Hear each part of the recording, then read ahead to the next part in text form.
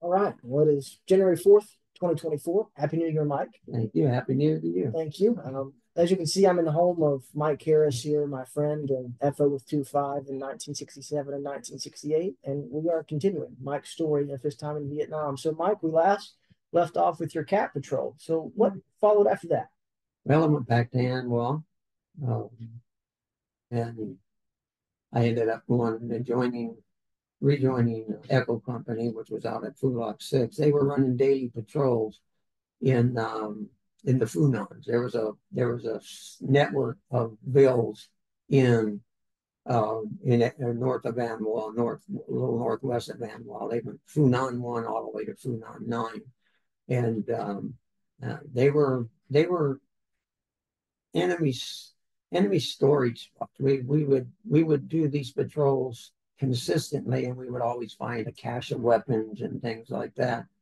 And so we went out on the 27th, and at that time, booby traps were just everywhere. The Marines that went out, I mean, I don't think it's too far to say everybody was scared to death of tripping a booby trap. If not on Liberty Road, then walking into the villages and on the trails, and because they were in trees. I mean, you name it, they were there. And so on the 25th, we went to um, Funan 9. And we were walking through some brush. We were going to go into Funan 9 and begin searching it. Golf Company was helping us. Golf Company was two of the Funans were to the east of Liberty Road. We were to the west, Echo, and we had gone through some pretty thick brush, and Marine tripped a booby trap. It was a booby trap grenade tripwire, and four Marines went down, including myself. And I was hitting the left thigh. It was a clean cut. It was like shrapnel just went across like a razor blade went across the leg. And I had a pretty good sized gash. Wasn't bleeding a whole lot, but instead of sending me back to, going back to Fulak 6 and let the doctor look at it and treat it there, they put me on the medevac with the three Marines who were wounded. One of them had a gut wound, a bad one, and the other one, the Marine who tripped it, his, for all intents and purposes, his foot was gone. It was not there anymore, and so they put everybody on the chopper, and we headed for First Med Battalion in Da Nang. And en route, the Marine who tripped it died. They couldn't stop the bleeding.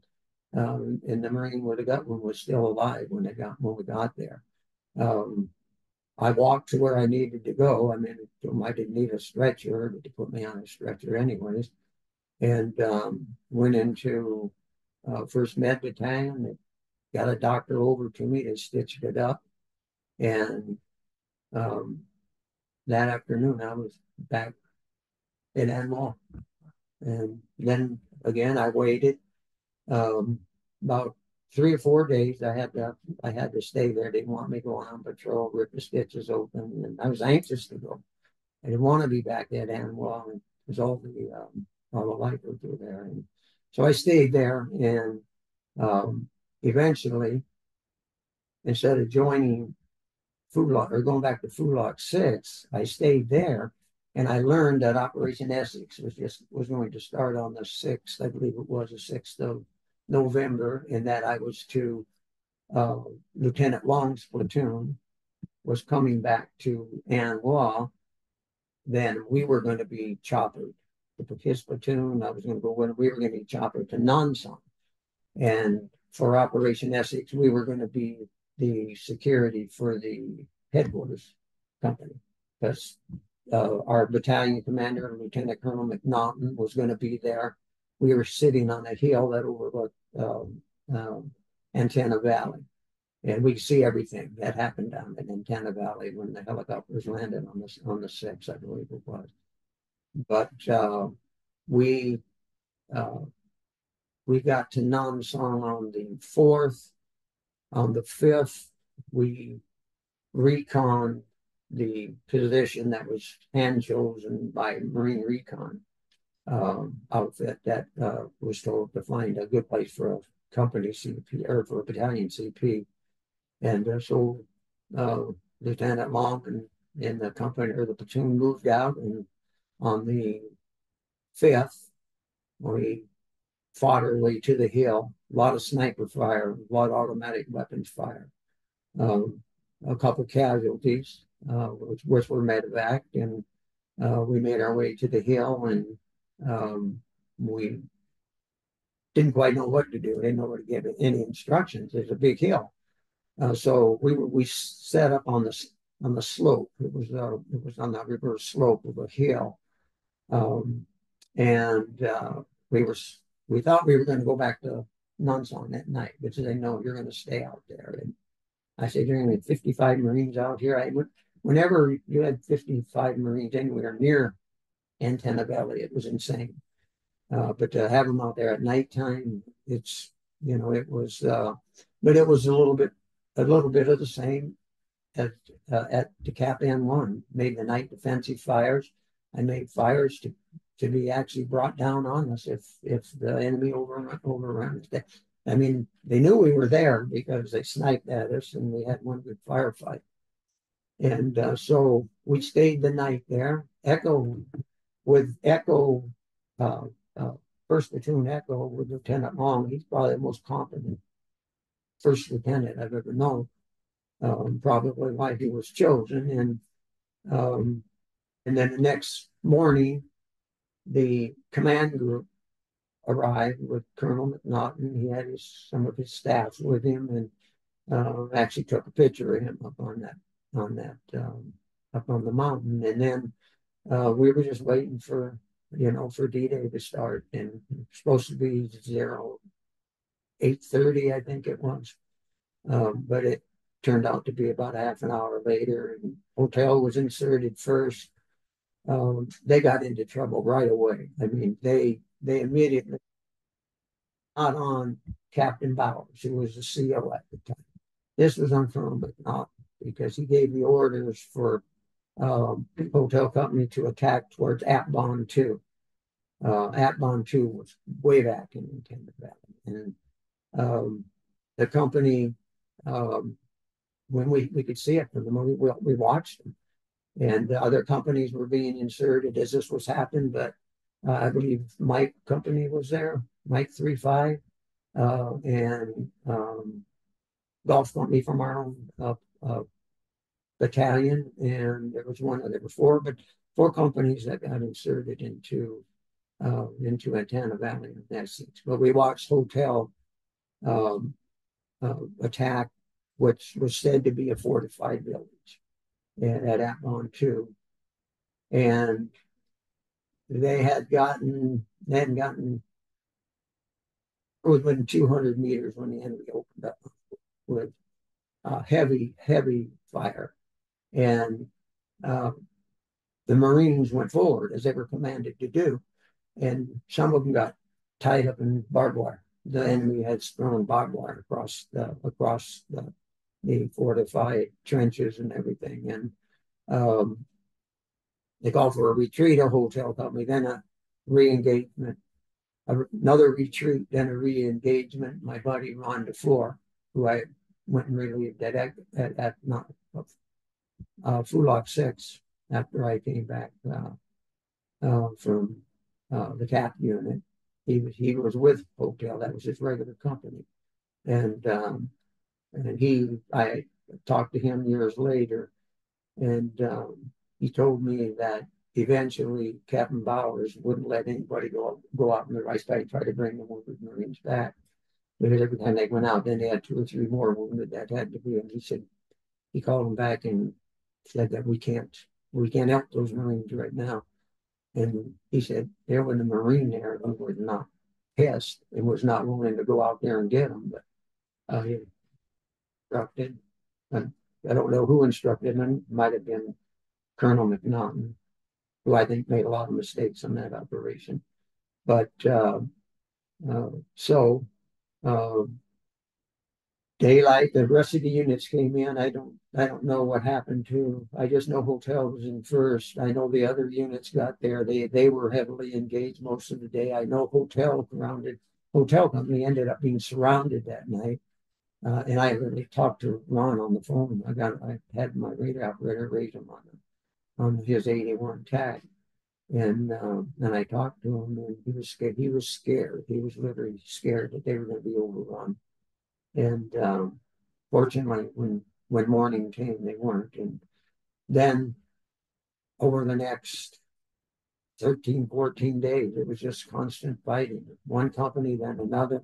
One thing that did happen during that operation is the company commander of, I believe it was Mike 35 that was on that op. He was relieved of his duty. That his company lost. He didn't know where he was at, and that was a big deal. And if anybody out there is from Mike 35, I don't mean to point the finger. I just believe that's who was on the operation. Uh, Fought with Mike 35 many times in Dodge City and in the Arizona, and they're good Marines.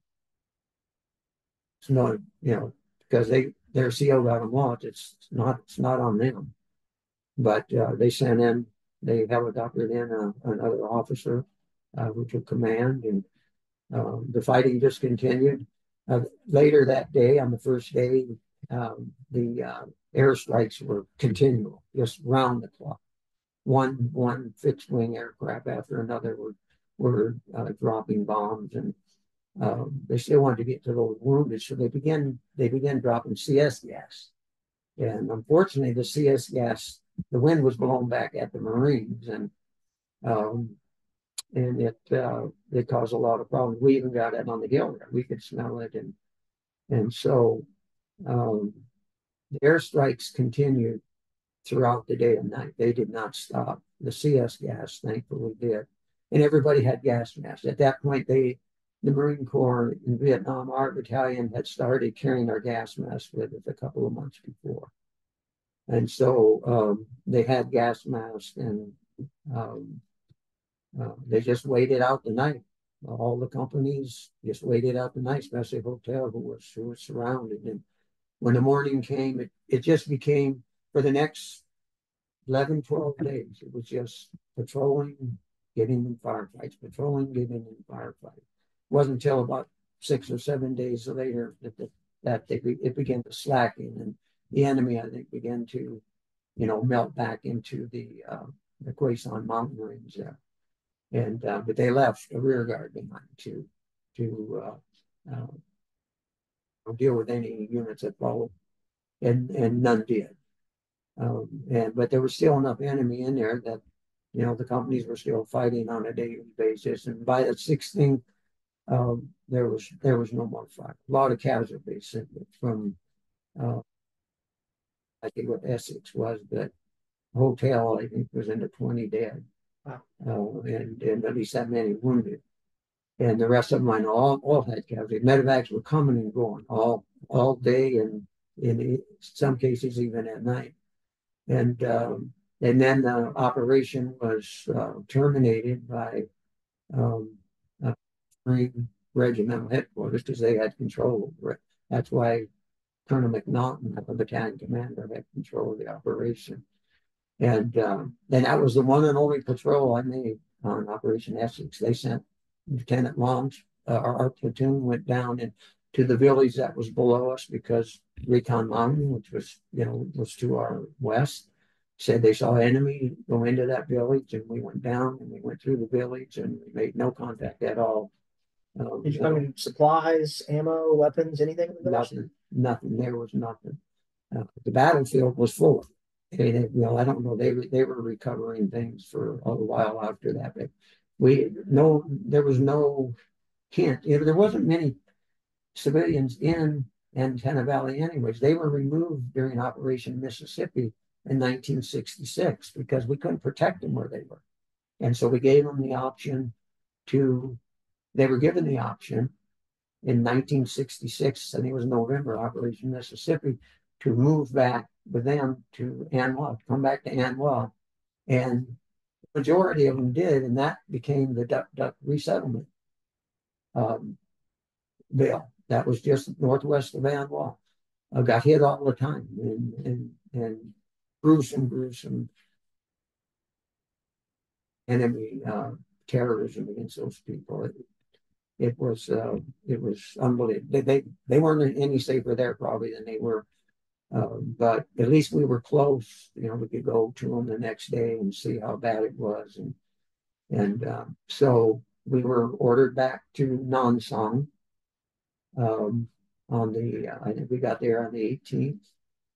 Echo was already there, and so whoever was there before us went back. Echo went there, and I rejoined them for Thanksgiving, and we've already discussed what happened on Thanksgiving and that, and we were there until I got medevac with Jungle Rock, you know, and I was in Nanwha until the 21st, but not just doing it, nothing. I was teaching forward observant procedure to some of the, the squad leaders from the different companies and anybody else that wanted to join in that was sent by their, by their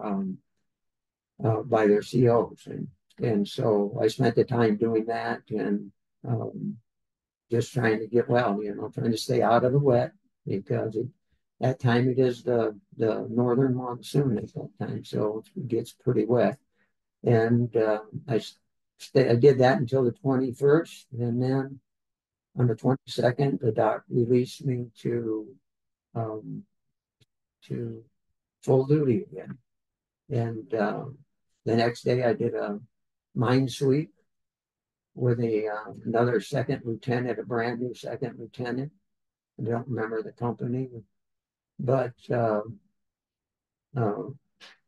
believe I told that story. I think I did tell it in the last thing, but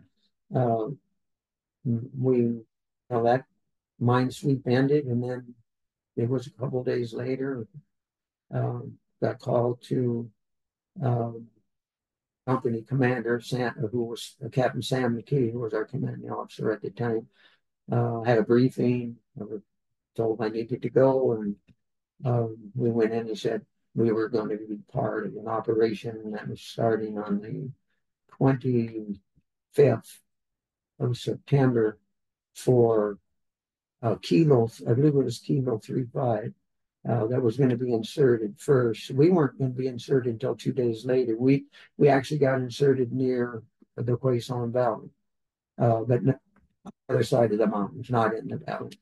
And they wanted us to patrol in that area because the enemy soldiers had been in that area, and they were concerned that they could reinforce the enemy that the 3rd Battalion, 5th Marines were fighting. Because when 3-5 landed, they landed in a rice paddy, a dried up rice paddy, and the enemy had set up an ambush in spider holes.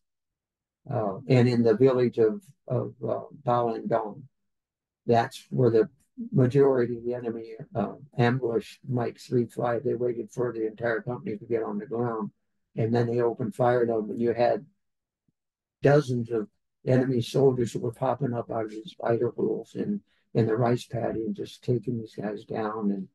And we were ordered, and that day, that was that night, that day, we were going to join 3-5 the next day. That day, we just swept through the villages, and we took fire from a village. And Captain McKee said it was heavy fire, including 60 enemy 61 or 62. I think it's 61 millimeter mortar. And Captain Sam McKee said, get the village, and that's where the fire was coming from.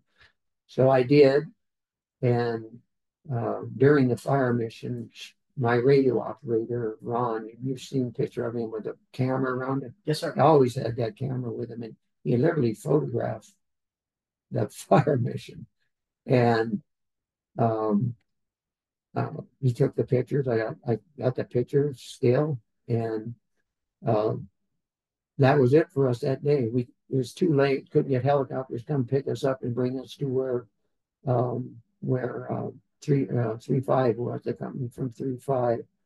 And so we set up where we were that night, and we could see the firefight still going on with 3-5. And quick question, Mike. Yeah. What's it like to see a firefight like that at night? It was at a distance, but you see everything. I mean, you see tracers hitting and going up in the air, and you hear the sounds. They sound closer. They always sound closer than they are, but they were a good.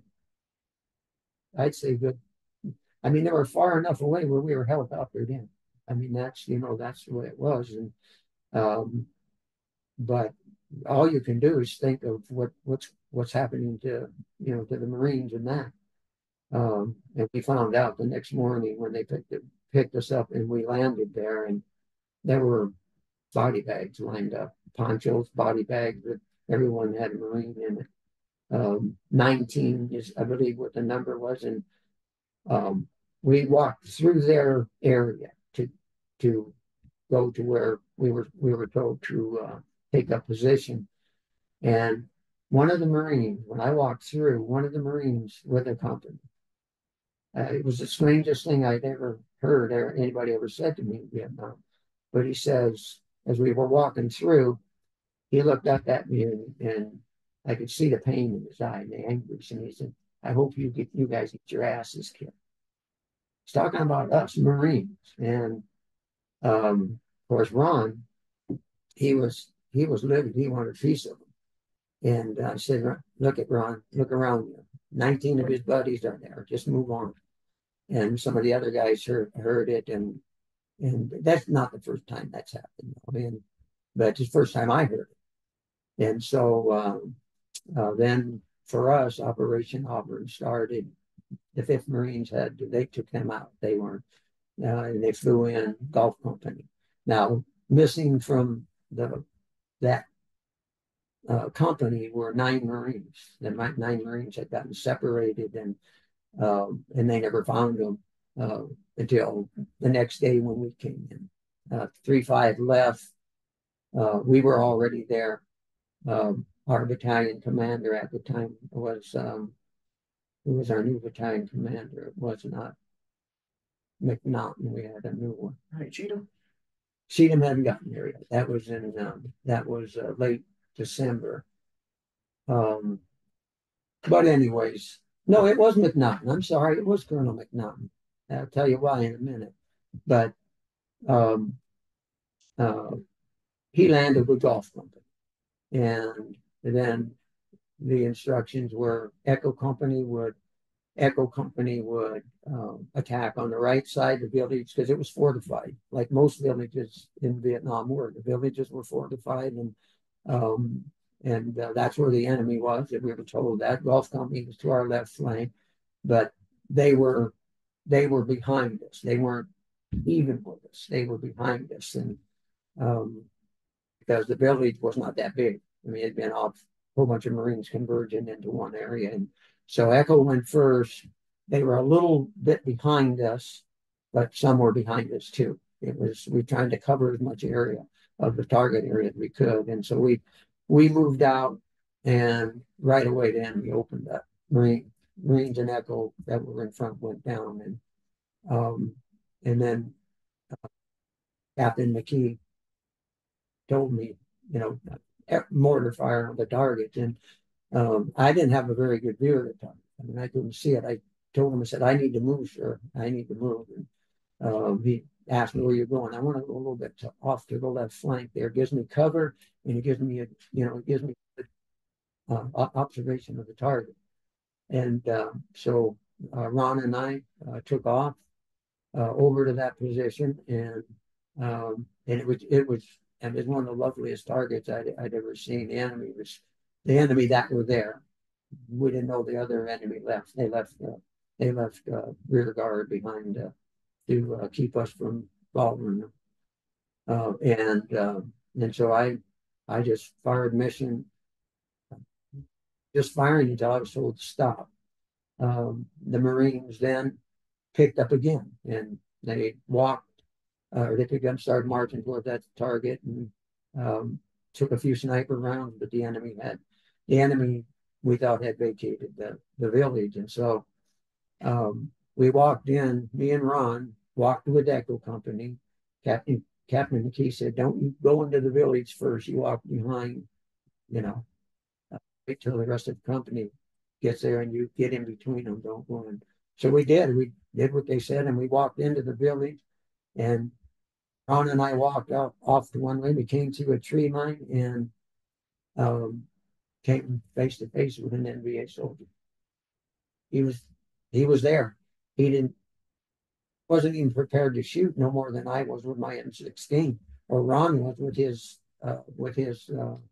45. And I armed my weapon almost at the exact same time that he lifted his AK-47, and I shot first. And he shot, but he didn't hit me. His bullets went on the ground, but I hit him 2 or 3 times, and he fell right there. And um, we swept through the village, and there were a good 15, 20 dead NBA soldiers, and most of them killed by mortar fire, some by both. And but uh, and it's 2 months later, and here again I have to use the weapon I rarely use. It was always mortars or artillery, and so my buddies are over there and they're ransacking this guy. They're going through his belongings and everything, and they pulled out his wallet he had with him. They had a picture of his girlfriend in there, had a picture of him with two of his buddies, and um, he was the guy. He was the guy that I killed, and the guy goes, "You want the picture? I mean, it's your kill, you know." I said, "I don't want the picture now," and he kept it, and he mailed it to me in December of 2004 or five. He literally sent it to me in the mail, and I mean, I don't even know how he found me, but probably found me on Together We Serve, because I was really active on that website at the time. But and I still have the photo, and I don't want to have it anymore. And so, if you'll take it when you leave, I'll give it to you. And like you to do what you would with it. I don't want it around me. So you can do what you want with it, and on the back what it was, and the NBA soldier's head is circled on the picture, obviously with two of his buddies. But so Auburn did not end then. It ended for golf company. Night came and we were told to settle in. We hadn't had a meal in 2 days. A day and a half, and um, that night they were supposed to bring in a chopper with supplies, and the chopper never showed up. So we went 2 days without eating. And everybody, you can imagine how mad the Marines are, you know. Can I ask a quick question? Yeah. How often would that happen in country where you would go a day or 2 or 3 without food? For me, it was rare. I think that's the only time I went more than 2 days without eating. I don't remember any other time.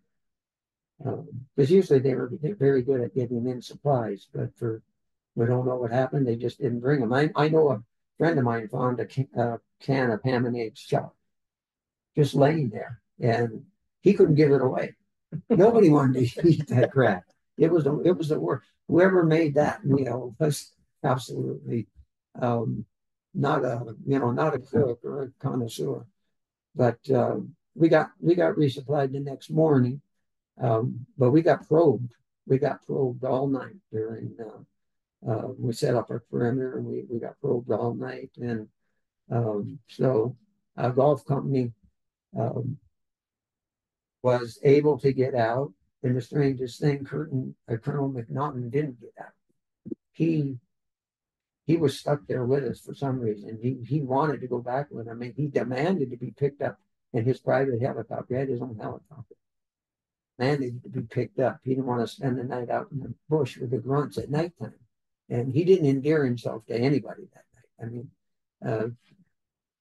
if they got in a firefight that time, other Marine might have shot him for his, what they considered not to be, you know, proper, let's say.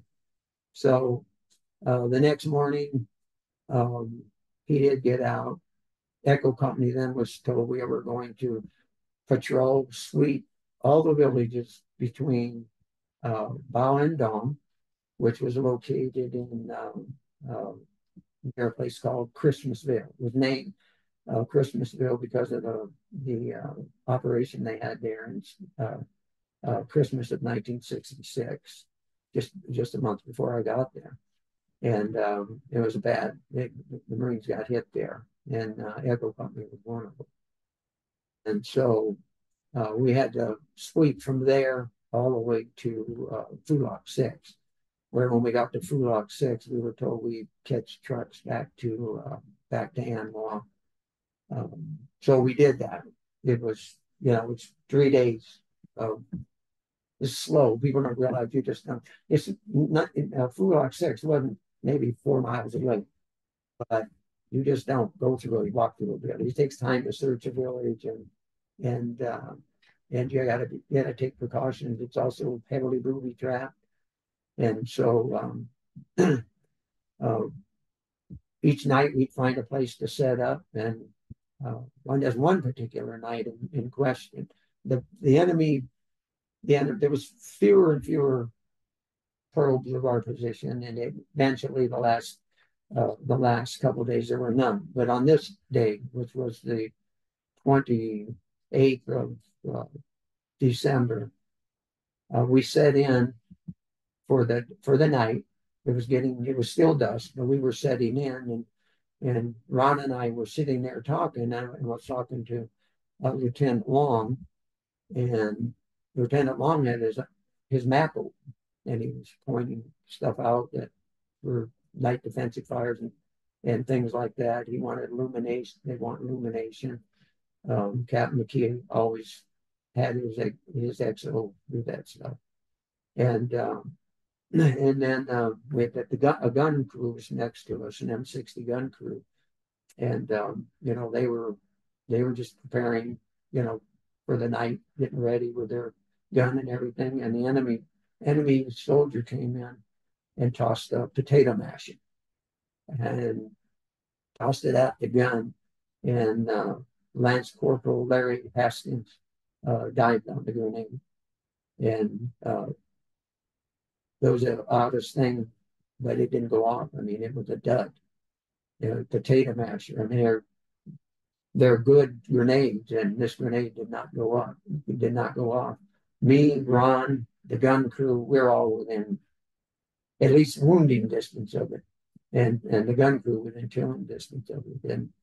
And he dived on that grenade, and go on. The only medevac we had that day was of him. Wow. He was gone emotionally and every other way. And he went back to Anwa, and I don't ever remember seeing him again. How long had he been in the country? Larry was getting short. He wasn't a boot. Sure, he had been a number of operations patrols for, I would say, 7, 8, 9 months. But I mean, that was one of the most heroic things I've ever seen. Did he get any recognition for that, even though it didn't go Somebody told me they awarded him the Navy Cross. I can't find his name on the roll of Navy Cross. They're a person that wasn't close to him, and those who were there that didn't think he should have gotten the Medal of Honor. If it had gone off, he would have. It's the craziest thing. I mean, that happened a lot in Vietnam, where a guy died on a grenade, didn't go off, and he ended up getting the Navy Cross or even a Silver Star. But if it goes off, he gets the Medal of Honor. What's the difference? The only difference is he's alive, and that's crazy. But so the next 2 days, we just did the exact same thing. The next night, we set up in a banana plantation. That was weird, and we had our we had perimeter. Our perimeter was up, and um, we were getting ready to, eat. I mean, it started to rain a little bit, northern monsoon, and so, I was in the process of taking my field or taking my flak jacket off. I was going to put my poncho on. And because where were we going to be for that night? After we made up our mind, we'll sleep right there. And it was had a nice banana tree and hide you from a little bit of the rain. So um, everybody started getting ready, and all of a sudden there was a bang, bang, bang, bang. There were just 3 or 4 shots. And I went down. I went down, and Ron, my radio operator, yelled, "Corpsman up, Corpsman up." And I was in a lot of pain. I'd never been shot before. And so Doc Stanton, who was killed during Ted, he came over and he starts fooling. He said, "Where you at?" I'm hitting the chest, and he's fooling around, and he pulls my flak jacket open, and it's spent over apart. But there's an indentation in my chest. And the next morning, I couldn't even put my pack over my left arm. It was so black and blue and bruised. But that was it. And he just told me, he said, "You're one lucky Marine." He gave me that bullet, and I have it to this day. Matter of fact, I'll show it to you before we go. But it was just an amazing thing. And Well, how does it feel in the moment to know when you survive something like that? I mean, like Larry Haskins felt, um, stressed out. I bet I smoked a pack of cigarettes in the next hour. And Captain McKee, he called me over to him, and he said he wanted to see the bullet. And he gave him the bullet, and he said, "Yeah, write you up for a Purple Heart." I said, "I'm not wounded. There's nothing wrong with me." He said, I don't want a Purple Heart. I'm just glad to be alive. And said, "Well, it's a nice souvenir you got there." And I said, "Yeah, I'll take it home with me." But uh, we ate, woke up the next morning, did the same thing, patrolled and sniped a few sniper rounds and that. And then on the 29th, we are patrolling. We're getting close to Fulak 6 by this time. We're going to cross. We're going to cross the sandbar that day and get into Fulak 6. And a sniper shoots and hits my radio operator's antenna on his 25 radio. Took it right off the where you screw it on, and just took it right off. Cut him in the back of his neck, and he didn't get Purple Heart.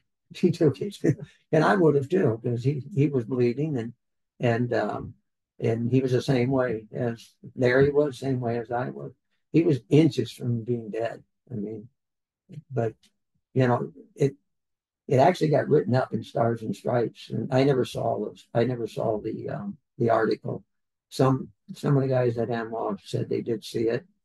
Some of the guys, when I came back from Vietnam, I was with 228, and I met a lot of my buddies that had been with the 81 Mortar Platoon, some with ECHO, and you'd run into them because that's where the guys went to, the West Coast. And um, they said they read it, and everybody talked about that. But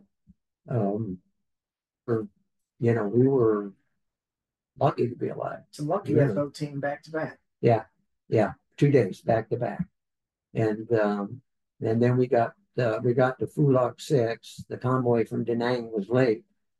They didn't want us to wait, so they ordered us to hump back to Anwar on Liberty Road.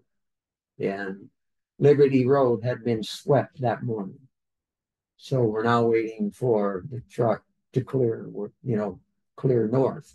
the convoy to come from that direction, from Da Nang, up Liberty Road, across Liberty Bridge, and then we were going to catch it and go back. But they were a bit back yet. Part of that had not been swept. So Captain McKee got orders to walk back, and of course he asked, "The roads has Liberty Road been swept?" And he said, "Yeah, it was swept this morning. It's 1500, 1600. A lot can change." And he said, "Well, we have our OPs, our observation post, and they're watching the Liberty Road. That was a daily thing from the time I got to Vietnam. Sweep the road um, every day except during the monsoon made the road so impassable for a truck. The only way you could get supplies in was by chopper and C-130, C-123s. But uh, the road was passable then, and he was worried. Sam McKee was worried about, there could be mines on that road, and I said, my Marines are beat. Said, so we left, and we passed the OPs as we went along, and they said none of them said they saw anything. True to the word, we didn't hit anything going back to An Quang. So we got back to An Quang, and that was the end of Operation Auburn. And then we were told, that we'd be moving. We already knew we were moving to Phubai. But we were told we'd get more serious about packing our stuff, and because everybody had a footlocker. It's hard to believe, but we all had footlockers. And how big's the footlocker? It was a regular sized footlocker. And uh, Nagin uh, left most of his gear behind because he wanted to he had a cassette player. And these metal shacks that they built at An Quang, you've probably seen them. Sure. And they had electricity to them, and he went on R&R and came back with a real video recorder with music from what's his name, the real big country star singer. Gosh, I can't remember now. I told him your name, and you'd know it. It'll come to me. I can see him. He was married to, what's her name? June. Johnny Cash. Johnny Cash. Thank you, Johnny Cash. And then he had another one that I loved was Harry Belafonte. I never forgot that song on there. Sylvie, remember that song? Yes, sir. Yeah, I love that song. And so he had to make room for his stuff. So he sold stuff and everything, and put some of his uniforms in there, what he could carry, but he wasn't going to leave that thing behind. And so when we got there, he ended up going to supply and claimed his stuff was lost en route. And nobody would have doubted him. I mean, it took I think 3 days to move the entire battalion. Half the battalion would move the first day. Not as many the second day because the aircraft were needed elsewhere. I mean, that whole day, there's nothing but planes coming and going. And then that was when Ron and I were told that we were going to have to stay behind. I was going to train these two Arvin forward observers. And that story I've already told. And then we got to Phubai, and once we got to Phubai, they set us up in tents, and we put our gear. Our gear were in. We didn't really have room to hold a whole bunch of Marines with their gear in there, and so we had every so often there was a tent that was empty. You put your gear in there, and now would somebody guard that so nobody would? Yeah, it was guarded. Yeah, it was guarded, and but still there was stuff. One guy lost a really expensive radio he had gotten on R&R. But the next day, Golf, Hotel, and Fox were headed down. They were stretched out between just past Phubai, a few miles from Phubai, all the way past the Troy Bridge. And that's what they were there from the time they got there. They were fighting. Echo Company went to an outpost that was located at Nam Hoa. Nam Hoa was a little bit south west of Hue City. We actually went through Hue City on our way there.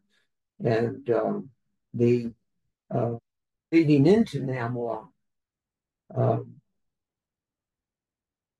came from the Asheville Valley. So it was not a, it wasn't like non-sun. It wasn't skate duty. We were on heavy alert the entire time we were there, which was maybe 4 or 5 days. But so we found out they went. We were still there. We hadn't gotten any orders yet, and Ron and I we were just sitting out in front of the tent, and the shitters were out about, oh, 50 yards. They wouldn't want to, you had to go to the bathroom, that's where you went. And I said, you know what, Ron, I said, I always wanted to test the theory of mine. I said, I always wanted to see if dropping an M26 grenade in the bottom of that tank with a diesel fuel would catch it on fire.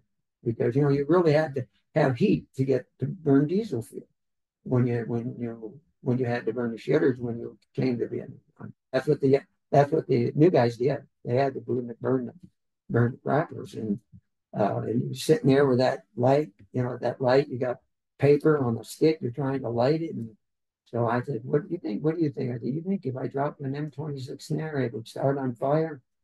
And he looked and I said, "Thumper, don't you dare!" I said, "I have to, Ron. I have to." So I got a M26 grenade. I said, "You got to help me because you got to make sure that, first of all, there's no Marines in there. I do not want to kill a Marine." And so we went out there and he checked them all, and then he went back. He left and got far enough away. And where the shitters were, I shouldn't use that language. I never do. But that's what they were. And there's a little berm. You walk around the berm, you could come in behind the tents, and I could come right back. In this case, you run around the berm. And so I went out there and I pulled the pin and opened the hatch. I had the pin in my hand. I threw it and I took off running. And the answer to my question is yes and no. I couldn't tell if it caught on fire because it blew up. So it blew all the shippers up.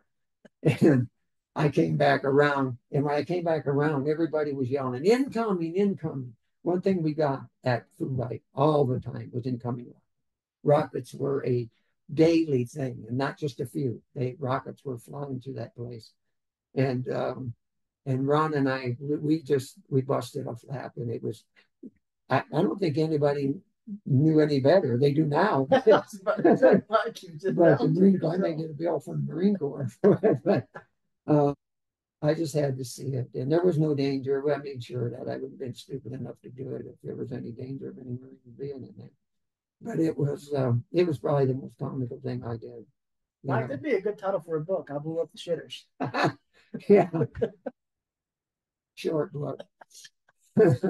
But so Ron and I, we laughed, and but did you have to clean it up? Was there anything to clean up? There was nothing to clean up. Well, there was wood. There was plywood and stuff, and barrels were, still there, but they were scattered. It was a mess, and it looked like something a rocket could do. Normally, you could hear the rockets coming in because the rockets are coming. They're generally from where we're at in Phubai. We're coming from the west, and like I said, they were persistent, and so the next morning we were still cracking up about it. But the next morning, then we got word we were going to the outpost at Nam Hoa. Nam Hoa was the most boring outpost.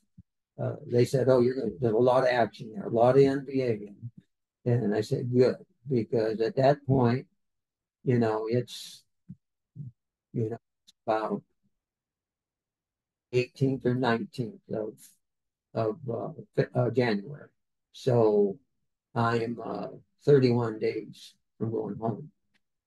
And so went up to Nam Hoa, and nothing happened. The only thing that happened was a Marine was killed accidentally by a law.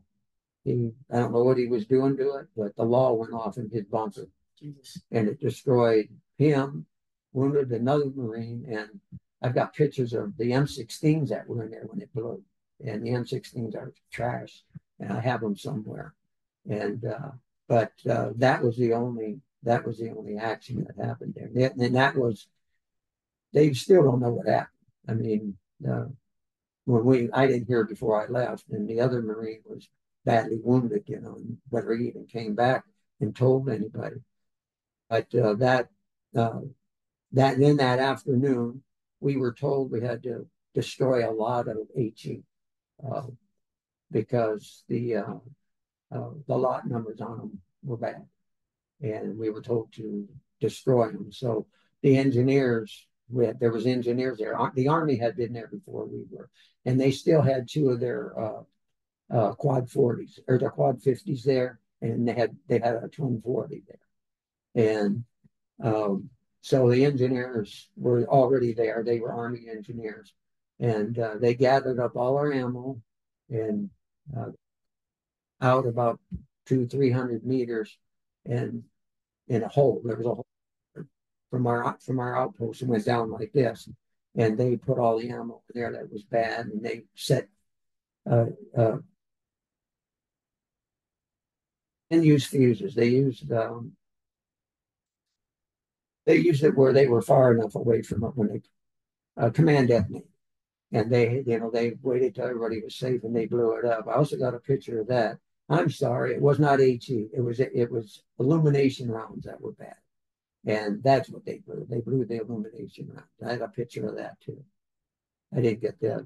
I didn't get that HE because it wasn't HE. Now, when they blew the illumination, did that create a big? Oh yeah, yeah. It was. If I can find that picture, it created quite a cloud, and it was far enough away where, nobody got hurt by it. That, I've seen Marines who accidentally got hurt by that. They were underneath illumination. We had an 81 mortar FO who called it in and brought it in on top of him, and he wasn't a forward observer after that day. That's how good you had to be a forward. Grunts and the line companies were unforgiving if you called that in on them. And but no, there was no problem, and so nothing happened for the next few days. We were there just a week. The left were at or we were uh, told, which I hadn't been told the entire time I was there, to set up night defensive fire. H&I, as they call them. That's what our new skipper called them. Captain Duffy. You heard of Captain Duffy? Pete Duffy. Pete Duffy called them H&Is. That's the original name. We always call them night defensive fires. They're the same thing. So harassment and interdicting fire. And he said from now on that's what they are. They're H&Is. They're not NDFs. So he's a captain. I'm a corporal. I do what I'm told.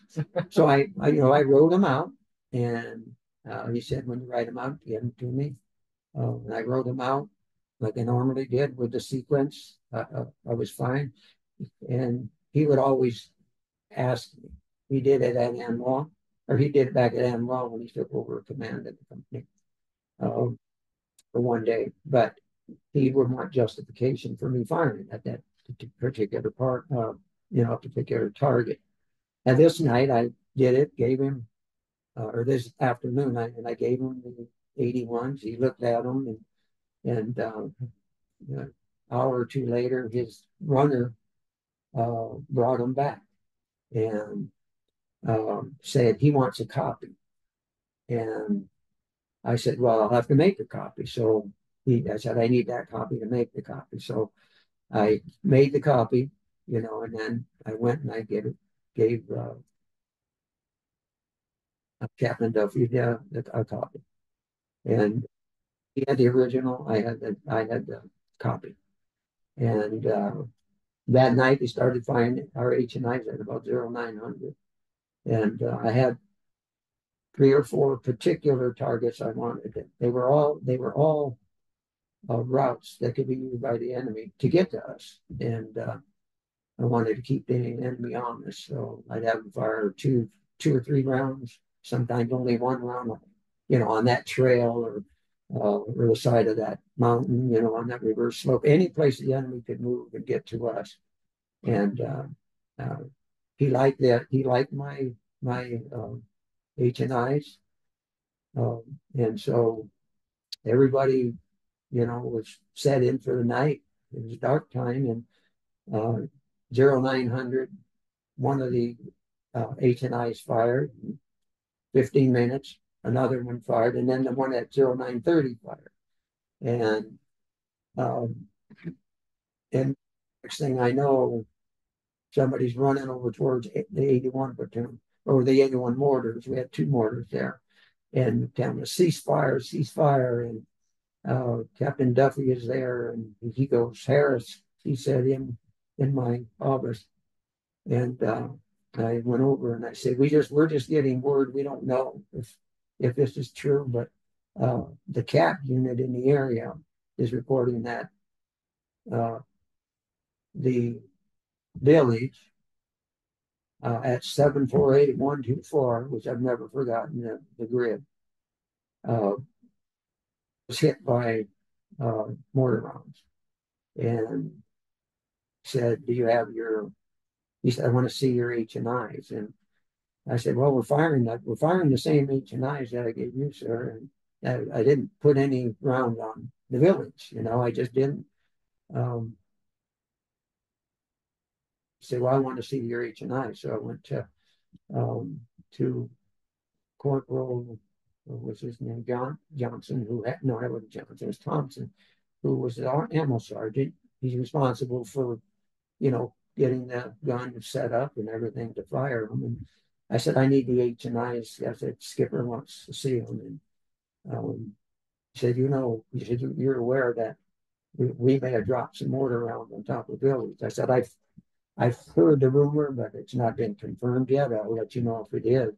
And he said, "Did I mess up, screw up?" And I said, "I'm not certain what happened. We'll work it out and see what happened. If it was even us, it could have been the enemy."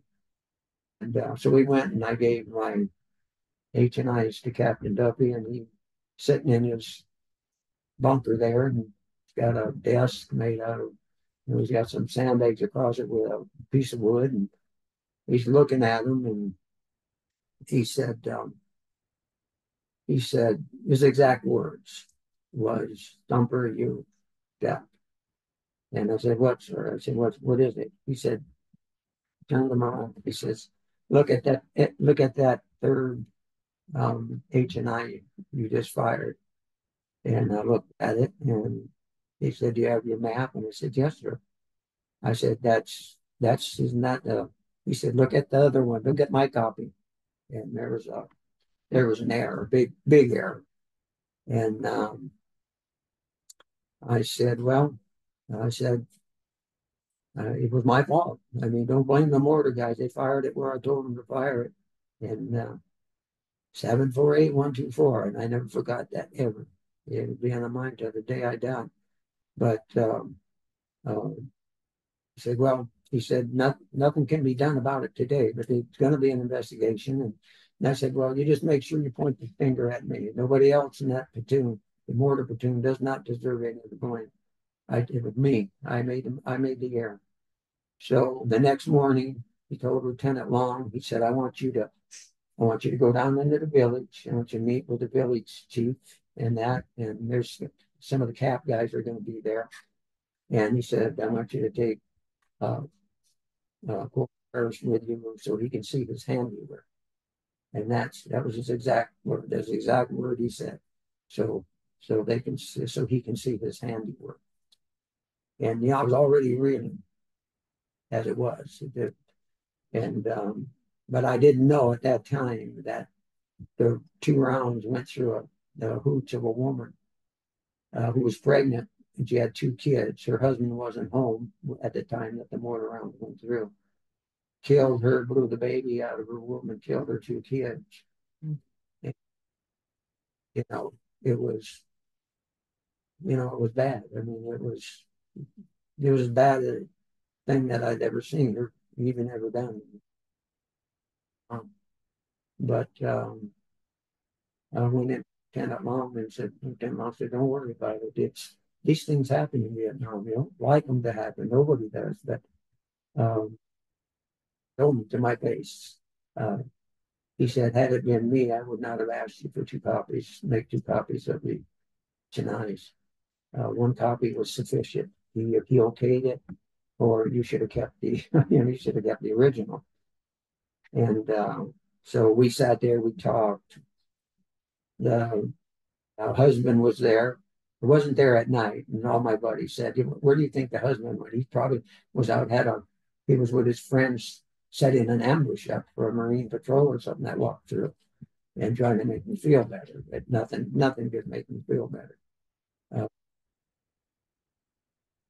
I was angry at myself, and to this day, I know you're thinking, to this day, when I do my checkbook, my wife can attest to it. I do it 2, 3 times. I double check it 2 and 3 times. Anything having numbers, I double check, and sometimes I triple check, all because of 724. And so there was an investigation, and I was cleared. It was obviously an accident. I didn't do it on purpose, and um, I wasn't ordered to stand down. And um, at night, when I did an H&Is again that night, I made the 2 copies there. I gave a copy to Thompson, who was the section leader for the 80 checked this for me, and he checked it. He said everything's um, okay. It all matches. It's all the same. I said, well, if it doesn't this time, you're going to be on the hot seat too. Just trying to put humor in it. But I took it back to him and I said, um, here's the H&Is. And I said, they were checked twice and good to go.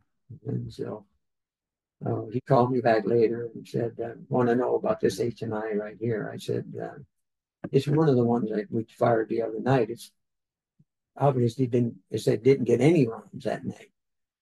Because we stopped firing and we never resumed the H&Is. We were told to not fire any more H&Is that night. And that's that's an easy transit for, an NBA unit to just come right up that valley, right straight into us. And that valley out there I'm talking about is the Ashall Valley. So he says, good, okay. And next day, we were ordered back to Phubai. And from Phubai, we stayed there at Phubai a couple of days. Um, golf company was already at Phubai. They had come back from their position on Highway 1. Hotel and Fox were still daily engaging the enemy down that way, down towards Fulot Valley and up towards not so much the Troy Bridge at this time, but then we heard that there was going to be another Operation Houston. And the entire battalion was involved. All 4 companies were going to go into Fulot Valley and then into the Ashall Valley. And by this time, I'm only 21, 22 days from. I heard about the Ashall Valley. Didn't want to go there, but we were going. I was going. But then Ted happened. We were at that time. Ted happened. Echo was at the mouth of Fulot Valley, and we had 4 or 6 of our mortars there. Hotel had the other 2 where they were at, and Hotel had a platoon already at the Troy Bridge. The rest of the Hotel, as far as I remember, were still conducting patrols and were still engaging the enemy. All the companies were along Highway 1. And so it's approaching, by this time it's the 29th. We're a couple of days away from the Ted event. And so we're, I don't remember what day it was. We did a small patrol into Fulot Valley. We understood that there were recon guys on the mountains that were to our south. They observed us as we walked in. Said if anything would have happened, they would have seen you first, and they could have gotten stuff on call faster. And so we went into that village, and the people were. We had a Kit Carson with us, and they wouldn't even talk to our Kit Carson scout. except basically to tell us that they were, a bunch of worthless SOBs. That's what it translates to us as Marines from them. And um, we got sniped out in there. Nothing really heavy uh, on guys, as well as some of the Green Berets who were further in the Ashell Valley. There was a camp they had in there. They were reporting that troop movements in Phubai Valley and Ashell Valley, and at the time it didn't make any sense to us. So Captain Duffy put me and Ron, my radio operator, on top of a hill um, that was to the west of where we were. We went up on the hill and we could overlook Phubai Valley at nighttime. He had a starlight scope. I got a picture of it with it test firing it. It's cool. But they gave Torro, who was a corporal, he was a squad leader, showed him how to use it and said, you're going to take your squad, you're going to provide security for Corporal Harrison, his radio operator. And I said, is all you're going to give me for squad security?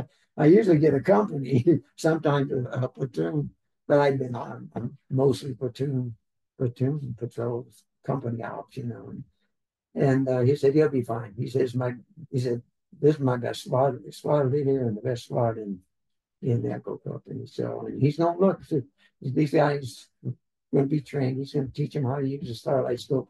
And I want them to watch the valley below. And he said, you'll have 681 mortars here. He said, you have a Echo 211 battery as it moved from that long. And but see anything. It said that the recon guys are reporting troop movements there, and we can't get information from anybody in the village, and so we need eyes on the target. So we went out right before dusk, so the enemy wouldn't, see us where we set in. Corporal knew where we were going. Excuse me, and he took us to the top of the hill. Had a great view. We had a great view of the valley below. Wasn't very big. There was a road that ran right down the middle of it. There was a stream to the west that kind of headed off more west, kind of came east and then went back west. And then it's not a very thick valley. I'd say across probably isn't 2,000, 2,500 meters. So everybody just took their turn on the starlight scope during the night. And I guess it was around 0200. My diary tells it, I don't know exactly. 0130, 0200. The guy's calling his squad leader, and he's raising his voice, and voice travels farther at nighttime, especially when it's quiet like it was. And he said, shh, he told him to hush up, and he said, look at the valley, and he handed him a deal and looked in the valley, and he called me. He said, will you make it out in the valley? And I looked down in it, and never had seen a starlight scope before in my life, and never even heard of it till Captain Duffy had it at Memoir.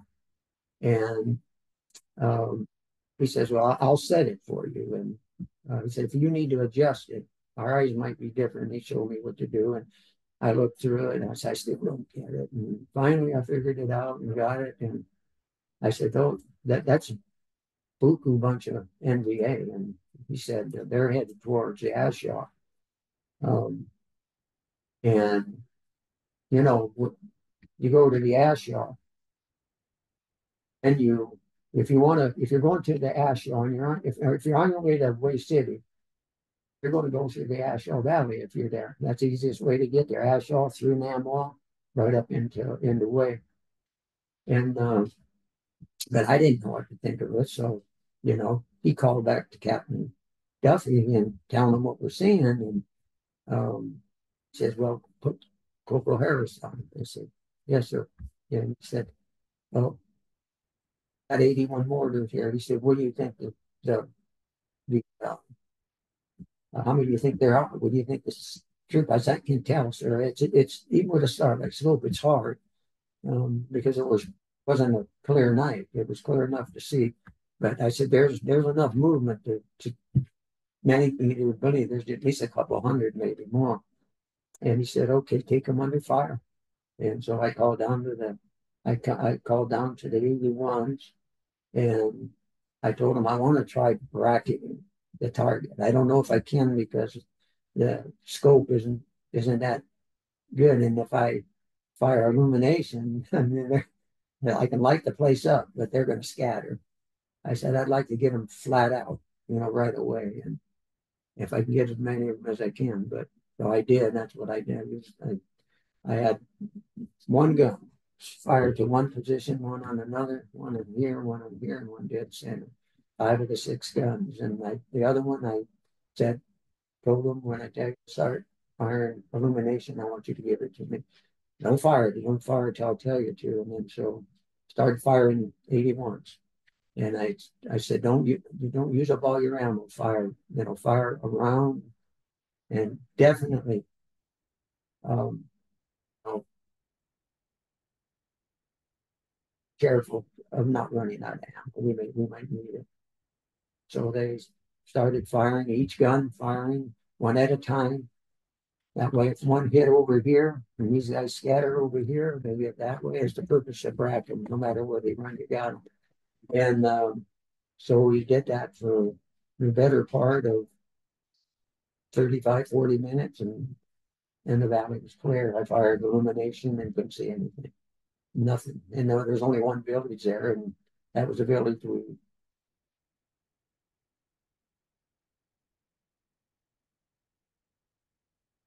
stayed. They told us to stay out.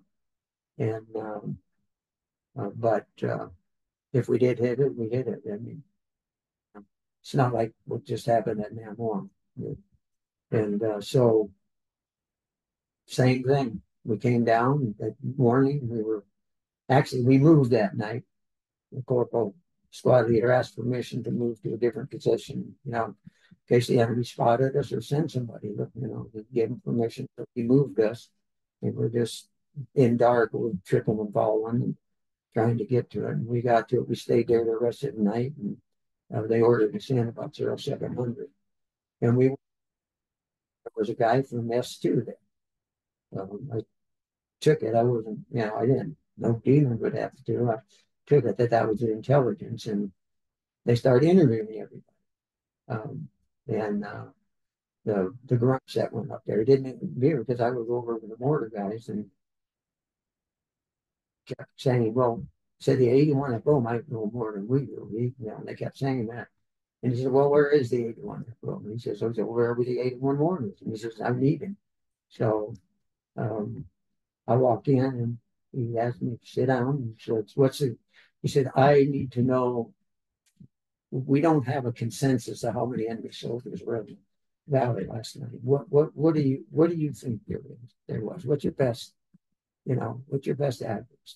The consensus here is anywhere from 100 to 500.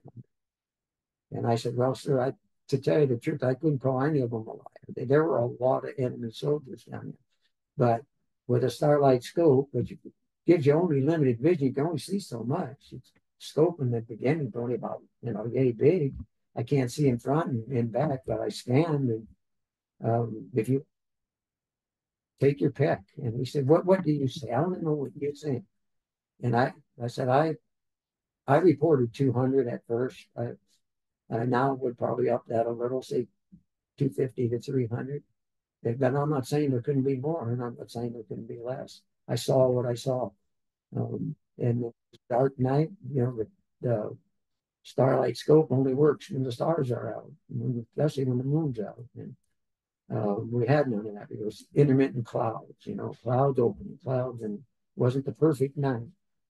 And he said, okay, you're dismissed. And so I left, and we all had a kind of a sense something was going on, but I don't think anybody put, because we found out later that a unit that went through was an NBA battalion, close to 2,000 men. Jesus. Yeah, it was big, and they up Ashall Valley.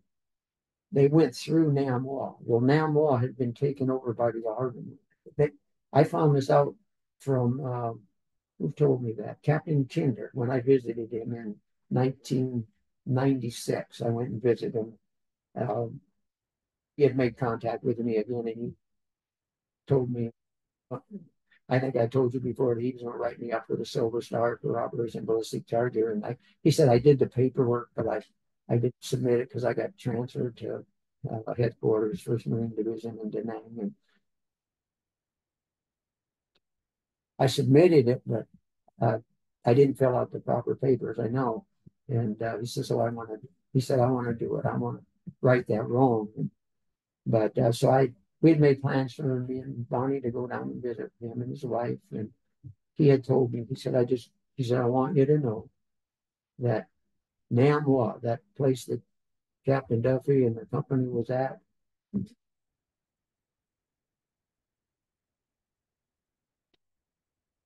and I also heard it from my PTSD counselor in Florida, Colonel Joe Griffiths.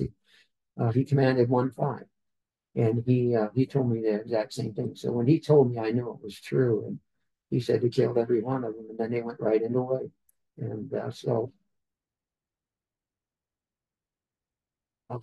it's a weird thing that happened, but that's where they were going. And I'm sure there were enemy moving in from all kinds of different directions to occupy Wade. But so that night, we didn't know all this at the next night. Captain Dudley said, called me, said, we're going to go up again tonight. We're going to go to a different place this time. And we're going to, you just, do the same thing. Send in the same squad and everything. These guys did good last night. We all did good. So we went up and we saw nothing. It was funny. We were up there, and that was the night of the 31st. And all of a sudden, Buku fire up north north on Highway 1, and we were back at Phubai. I think it's 5,000 or 6,000 meters difference between them, something like that. And uh, I'm hearing every kind of weapon practically going off. P-40 rocket. Mortars are firing because hotel did have mortars, or two other mortars. Each one of the companies had two mortars. We had six that one day, and was that one day only. And uh, so it was nothing but confusion. Nobody knew what was going on. We just knew something was happening up there. And then we were ordered down in the dark. We were told to come down.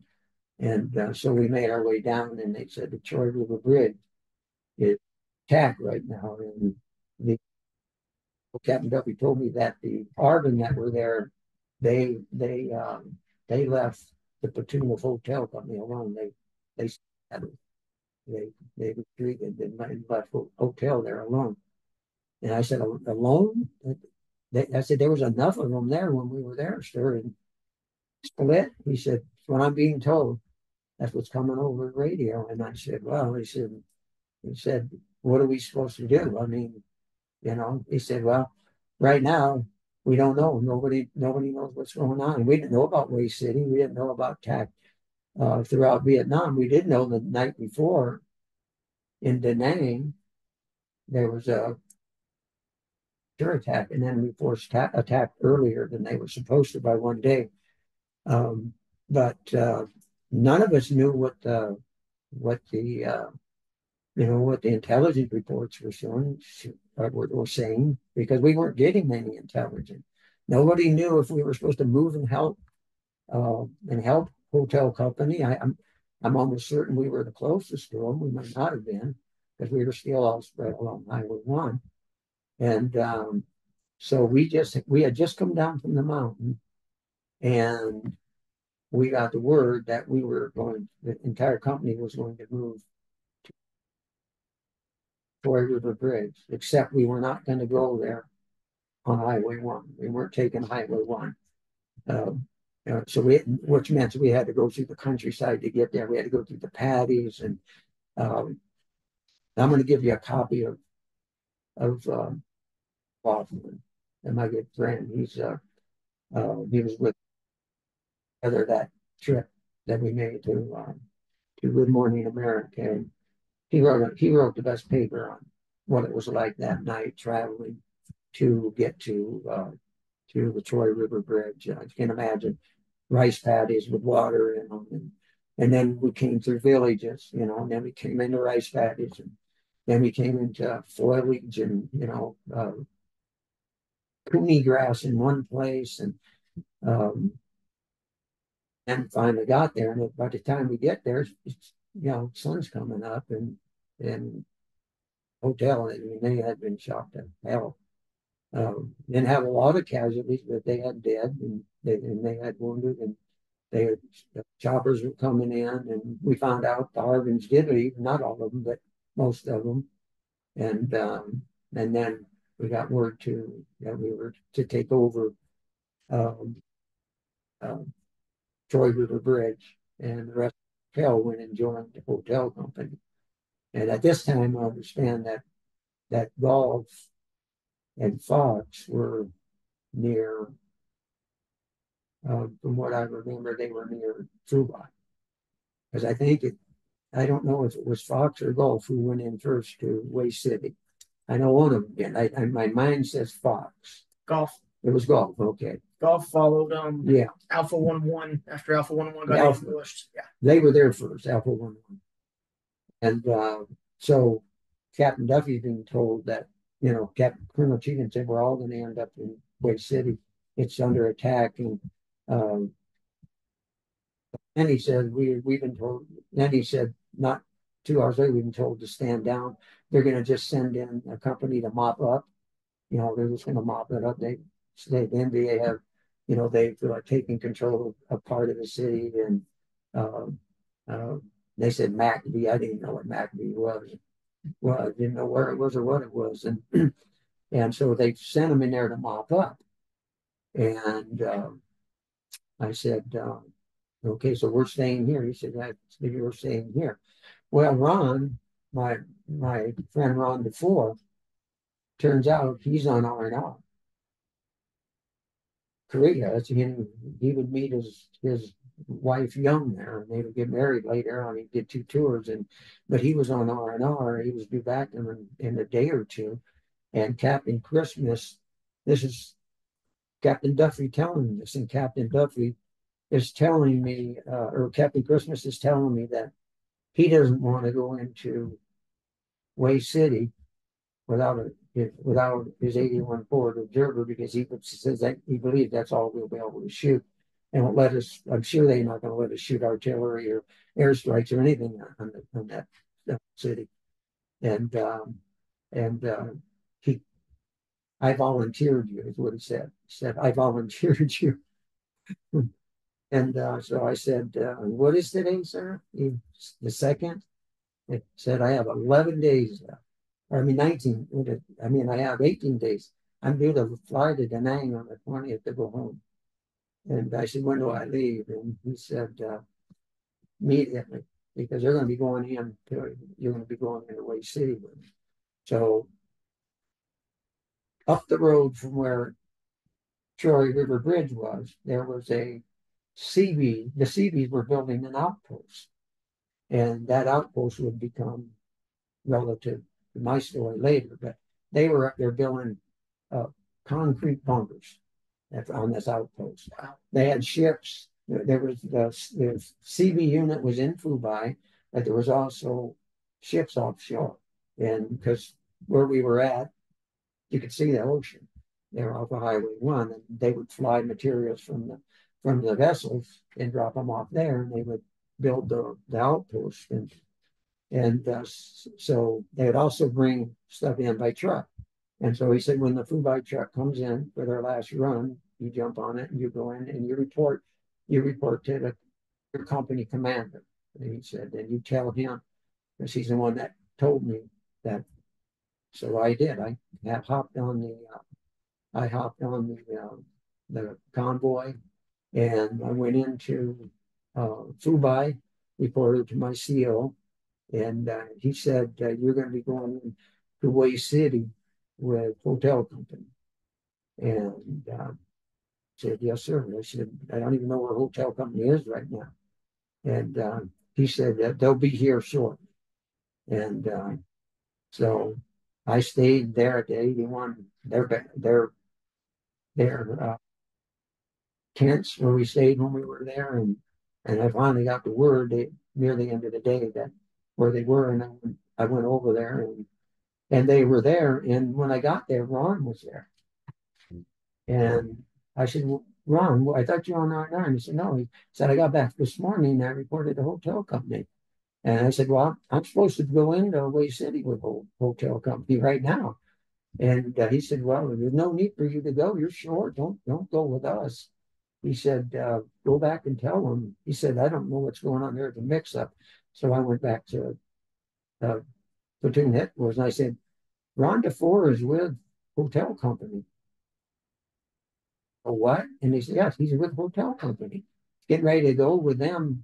I said, they're getting ready to get on the convoy now. And do you still want me to go? And the lieutenant said, hell no, I don't want you to go.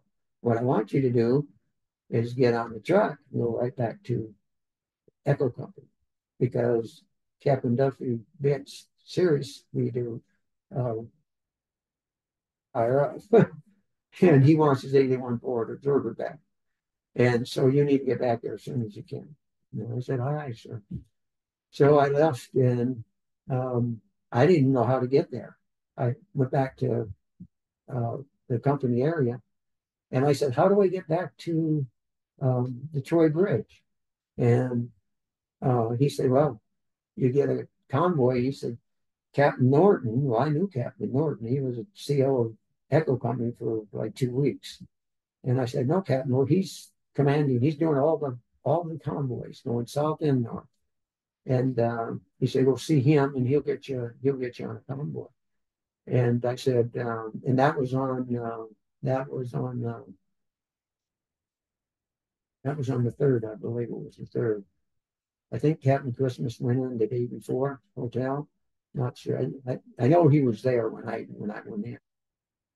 But I said, okay. I said I went there and Captain Norton was there, and I said, sir, I need to get a convoy going down to the Troy Bridge. And he said, I'm putting together a convoy and I need you on this convoy because it's going north to Hue City. And I said, what do you mean it's going to Hue City? I said, I was told by my CO to go to Troy River Bridge. And he said, well, I'm ordering you to go to Hue City. And he said, I have this. And I looked at him and I saw gold oak leaves. I said, well, I said, congratulations, you got promoted to a major. And he goes, a major outranks a captain. You're going to go, you're going to provide security for this convoy. I said, what can I possibly do, sir? I said, you think I'm a wizard at calling in missions? He said, you were good when I was with you, but I was riding in a truck when I did it. At what I understand is going to be 40, 50 miles an hour. And he said, I need you. And I said, I don't even have a map for that area. And he said, I'll get a map for you. And he did. That map you're getting was the map he gave me. And so he said, it's going to be pulling out here in an hour and a half. I'm trying to scrape up some Marines who are available to go. And says that the entire battalion's going to end up in there before this is all over. And I said, well, it doesn't look like Echo because they're at Troy River Bridge, and when I left, there was no indication they would go anywhere. He said, well, I'm just telling you what I heard. So, and that's what we did. There was a Ontos at the front of the convoy, and Santos. it's a tank with 6 106 cordless rifles on it. Some hell of a gun. Yeah, yeah, you don't want to shoot them at one time though, because they'll rock that thing over. But it's good firepower and it moves fast. It can keep up with the trucks. You put a tank out there, all the tank's going to do is get hit by a B-40 rocket and destroyed. But the Ontos, so the Ontos took off. We had 8 or 9 trucks in the convoy. They were replacing it. Some of them were uh, got scavenged up from the cooks. They were pulling people out of the offices, uh, and they had some that were newly arrived brutes because I saw their uniforms. They were the same uniforms I had when I arrived, stateside utility. And there was this one kid. He was about 6'3", 6'4", but he was one of the new guys, and um, they put him on the 50 caliber machine gun that was on top of the truck just because he was so big. Um, Asked him if he knew how to run it, and he said or to operate it. He said, "Just show me, and I can do it."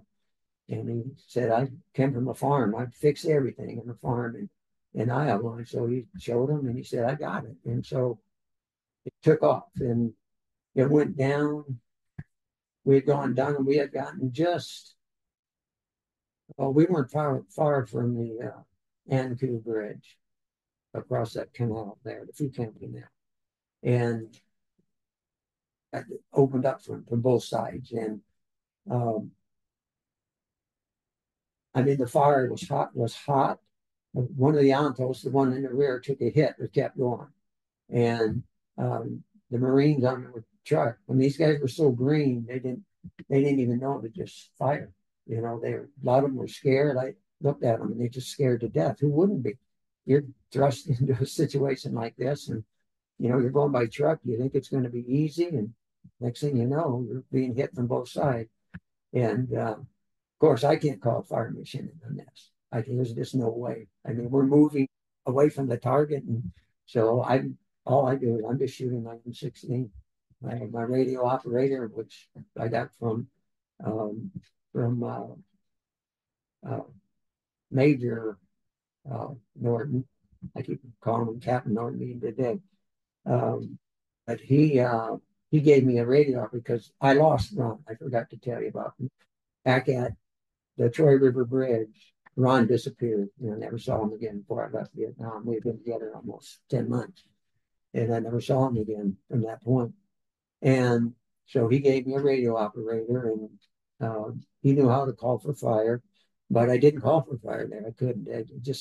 There's no target when you're moving, and you got people firing at you, and I would have had to stand up higher than I was at that point because I was just firing at the side of the deal. We went right across the Anku Bridge, over the canal there, and I don't know how far down the MacV was. MacV, I believe, was on the left-hand side, and we were still getting hit from the buildings there, and we pulled into MacV. Never seen a more crowded place in my entire life. There were so many people there. I believe the hotel company was there, and there were Army guys in there. There were other Marines in there. I saw a sniper in there. But there just wasn't a lot of room for 8 trucks. I mean, they got them in there, but there just wasn't much room. And as soon as we got in there, 82 mortars started firing, and casualties are being taken. And I ran up to an officer that I saw, and I said, "Captain," I wrote security on this convoy. I said, "I'm with the 81 Echo Company down at Troy Bridge. I got to get out of here and get out of here today." He said, "You ain't going nowhere. You ain't getting out of here because you got to have people to go back with you. We need security on these vehicles. You can't send these vehicles back empty." And I said, "How long do you think that'll be?" He said, "It depends on casualties. It depends on people that are rotating home. There's a lot of circumstances that will dictate that, but it isn't today, and it probably isn't tomorrow, and it probably isn't the next day." And so I resigned myself that I was going to be at MACV until I got a ride out of there, which didn't happen. And it was just nothing. It was the MACV seemed to be a mortar magnet. I mean, the enemy seemed to just love firing mortars at that thing, and they wounded badly one of the Army officers, a major, that night, and the doctors there, and they kept him alive till morning. And he was like he got on the helicopter, but the helicopters were only for wounded. They went carrying you on helicopters, even if you were going home, you had to get other transportation. The casualties had the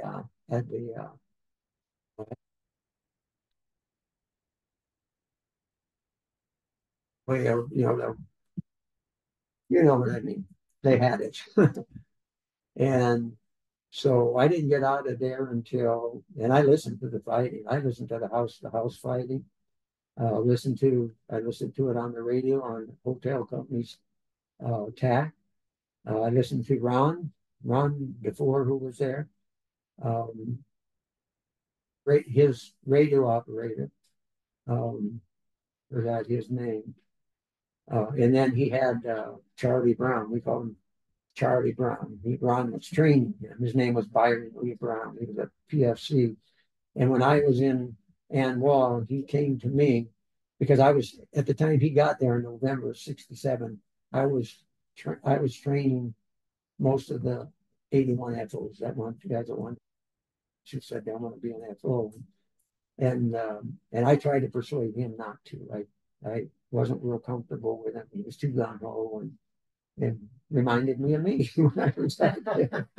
But I didn't recommend him the first time because he struggled at map reading, and I felt uncomfortable for obvious reasons. And uh, and he said, "Do you think he can get better?" I said, "He's going to need better training, and that training can only be gotten in the field. So you're going to have to put somebody." And so he put him Ron, who was with Hotel Company. He was with him on Essex, where he got a lot of good training on Essex, and then he went in with Ron into Hue City, and on the 9th of and I found this out later because I got out of there before the 9th of January. But on the 9th of January, him and Ron were in a courtyard and they were just about getting ready to move out of that courtyard when a sniper opened up on him.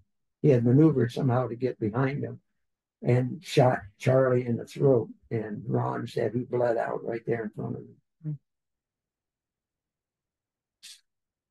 He was such a basket case. He told me the story personally, but he just took off running through Hue City, running through the city, and he had momentarily had him, and he thinks, and so does everybody else who saw him, thinks that he had lost his mind for 30 seconds, and but he continued to be the FO there, but he wasn't the same after that. He violated the cardinal rule not to get too close to somebody. And I kind of violated it with Ron. I mean, like Ron and I were tight, but we weren't best friends like Ron before and I were. I mean, we saw each other after the war, and when he died of a heart attack in 2007, we were planning to do a lot of things together, and those things on November 5th when he died went out to. I think I cried for days. I mean, I loved this guy, and I loved Ron, but not in the same way. I think I more respected him for his professionalism than that, but if he had, I would have had felt the same way.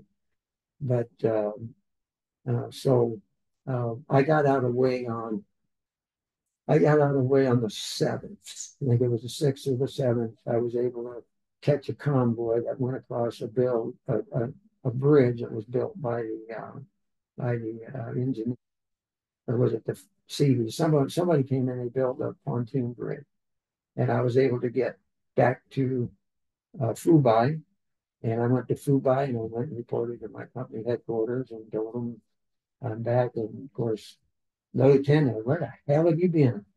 I said, you didn't hear, sir? I said, Major Norton grabbed me when I went to go south, and he grabbed me and sent me north. I've been in Hue City for the last 5 or 6 days, and he goes, "What the hell?" I'm gonna have it out with him, you know. And I felt like saying it's the same thing.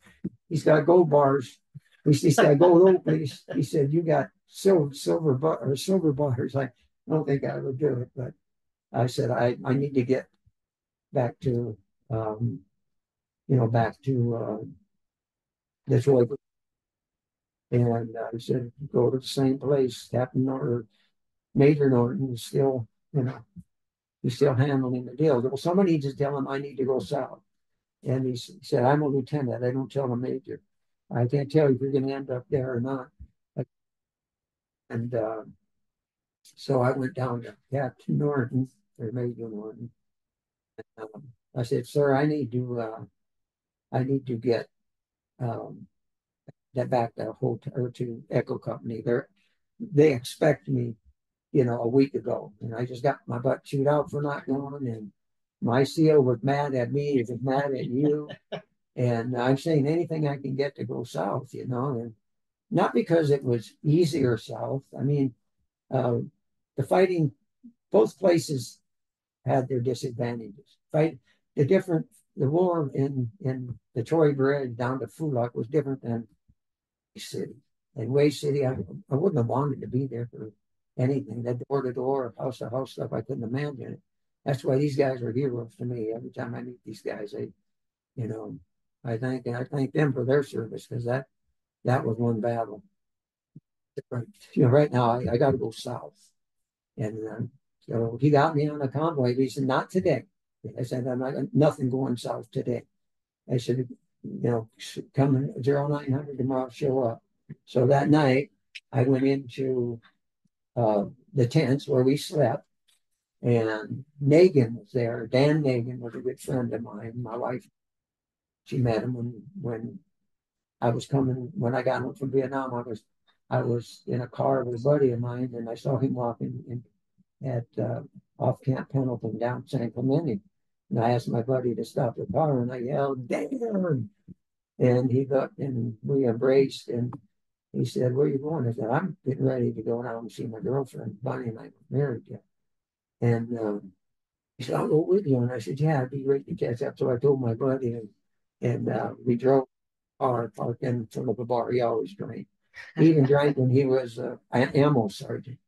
And but we caught up driving at 45 minutes hour home, and he says, "Is there a bar I can get a drink?" And I said, "Yeah." He says, "There's a bar here." I said, that I know a lot about. And so we went to Ronnie's. It was called Ronnie's, and he was a friend of our family. And we went in, and he said, "Two beers here." And I looked at him. I said, "I can't drink." I was 19 years old. He'd be 21. He was 23. He was old for, a Marine in Vietnam at the time. Yeah. And he goes, he said he can't drink. When I came home, he served me two beers, run. But, he said, I can lose my license doing this. I said, you didn't have to serve me though. That wasn't a big drinker anyways. But Nagin goes in, and he's already been drinking. And so he sits drinking, and he said, "Give my buddy Marine, he's just got back from Vietnam. Damn you give him a drink." And he come over and said, "You guys got to leave because of your friend here." And I said, "Dan, let's get out of here. Come on." Told Ronnie, I said, "Ronnie, I'm sorry. I didn't know he was going to be like this. He's been like this for a long time." I put up with him for 6 months in Vietnam. And actually, the superiors put up with him because he was shitbird. And yet they said they knew he had what it took to run an ammo section. And so they said maybe the best thing to do instead of keep demoting him is to promote him. So they promoted him to corporal, and they promoted him to the section leader. And he became so he became one of the lifers I hate. But we were always good buddies. Slack in that. Well, he was there, and I said, "What are you doing here?" He said, "Well, I'm on my way back to the outpost. They're building, the Seabees are building an outpost there, and Echo Company is there guarding it. I said, they're not at Troy Bridge. He said, there's some at Troy, but the main body's at this outpost. And I said, well, I'll be damned. I said, I'm on the way. I'm going there tomorrow. So we'll hook up and tomorrow and we'll get some chow and then we'll go. We got to be there at 0900, you know. And I can't get up at that. You better get up if you're going there. So we ate. We went to bed first, and sometime during the night, the sirens kept going off. They had sirens there for incoming mortars, and the sirens went off long after the rockets and mortars started hitting. We had no detection devices, and we had a rocket attack, and then they stopped, and then there was a mortar attack, and then they stopped, and then there was nothing for like an hour and that, and so we came out of the bunker and we went back and we laid in our racks, and then more rockets started coming in later. They actually woke us up, and I was kind of half awake anyways, and one hit and Megan got out of bed and he got out of the rack. He didn't even put his boots on. He just ran. And he said, come on. He said, let's go Thumper. And I said, these guys haven't hit anything. I said, I'm tired. I'm going to sleep. And now I hear another rocket sound, and it was getting closer. And then another one kind of shook. I got up and I split and I went into the bunker, which is you run out to the tent and the bunker's right there. So I ran in, and all of a sudden, 2 explosions later, there's a wicked vibration. I mean, a humongous vibration. And we didn't know what happened. We know it hit really close. And of course, when we came out later, when they sounded the all clear, we didn't see it then. We saw our tent first. Our tent was nothing but rags on that one side where the rocket ripped to shred.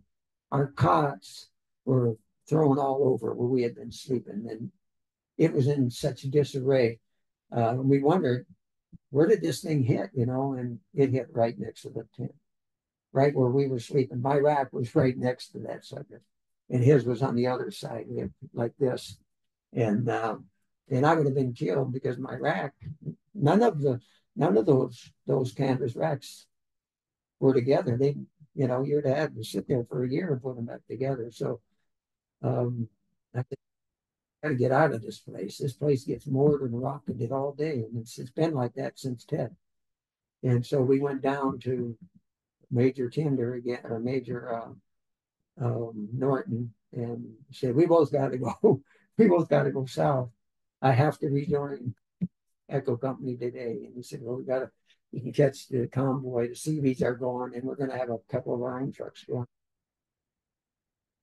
Time to leave. And he said, well, I'm putting together this other convoy first. And I said, no, I'm going south.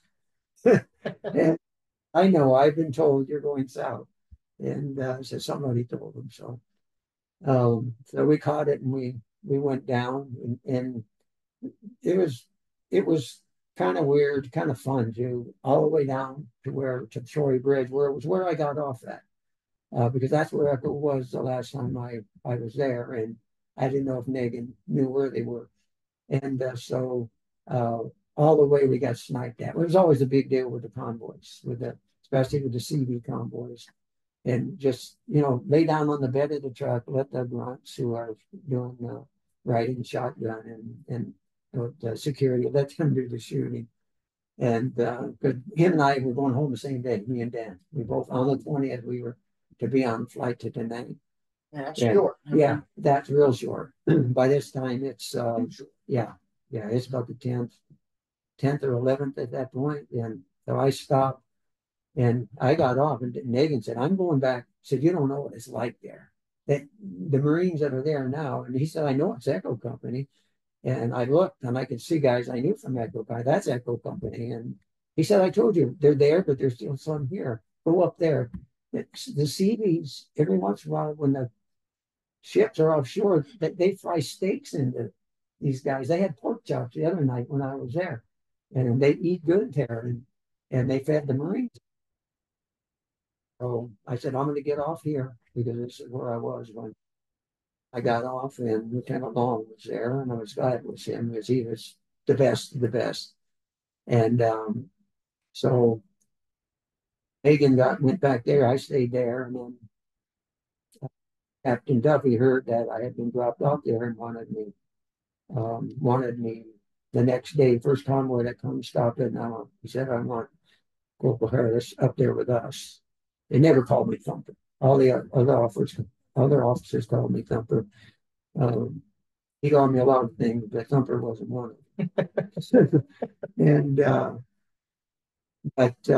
so the next day, nothing happened that night. And the next day, caught the convoy. They dropped me off at the rock crusher, and it was amazing what they were doing. Uh, had these bunkers alongside. They had bunkers alongside the road. The outpost sat probably about, I would say, 30, 40 meters above ground, and it was large. You can actually see it on your map. I don't remember the name of it. You'll see it's just north of the Troy or the Spurlock Valley. And they were building the beautiful. I mean, these bunkers were going to have machine guns in it. They're eventually going to have artillery on it. And so we went there, and I got there the next day, which would have been the 10th or 11th. And then 2 days later, the rest of the company came. Lieutenant Long came, and nothing. We spent 4 days there. I spent 4 days there, and we're up to the 18th. Nothing. No fire, no mortars, no snipers, no nothing. Now the CAP unit up the street, which is what we always said, they were about 2 clicks away. They were getting hit. Not every night, but they got hit a couple of nights. And so Megan and I on the 18th, we're in. I mean, we're supposed to be there on the 20th to check our gear in, and catch a flight to Da Nang. 2 days in a wake up. Yeah, 2 in a wake up. And so we wanted to make that wake up, And then at the end of the day on the 18th, there was a briefing call by Captain Duffy. And Captain Duffy said, we just got orders. They came from headquarters that we're going to do a patrol tomorrow to the CAP unit. He said they got hit, as you know, they got hit there last night. They've been getting hit regularly. They had a lot of casualties last night. And I want to be a lot for a CAP unit is 5 or 6 in the night like that. It wasn't like a CAP unit I was in where they lost more. But he said, we'll be going out on patrol tomorrow. And he goes, and Corporal Harris, you'll be going. He knew I was short. He knew I was leaving on the 20th because I told him I had to be on the deal on the 20th. And he said, be going with us. Lieutenant Long blew it. And he told me this when we got back from the patrol. But he said, I'm sorry, but I tried to get him to take you. We had people that could have called. I could have called in the fire mission. And I said, it's no big deal. I told him, no big deal, sir. He said, I prefer not to go, but it's my duty. I'm still here. Got 2 days left on my tour. And I'll do it for these guys, they're Marines, And so we went up. We didn't definitely stayed off the road again. Never don't go on and stay off the roads. And we went to we used the went to the west of Highway 1, and we moved our way around towards, like we were going to the Troy Bridge, and then we got into the CAP unit. We went in, and Captain Duffy didn't go on this. Oh, I'm sorry, he did too, because the entire company. And they just told him what happened, and Captain Duffy says, "Do you need any more security? I can get you a platoon here tonight if you want.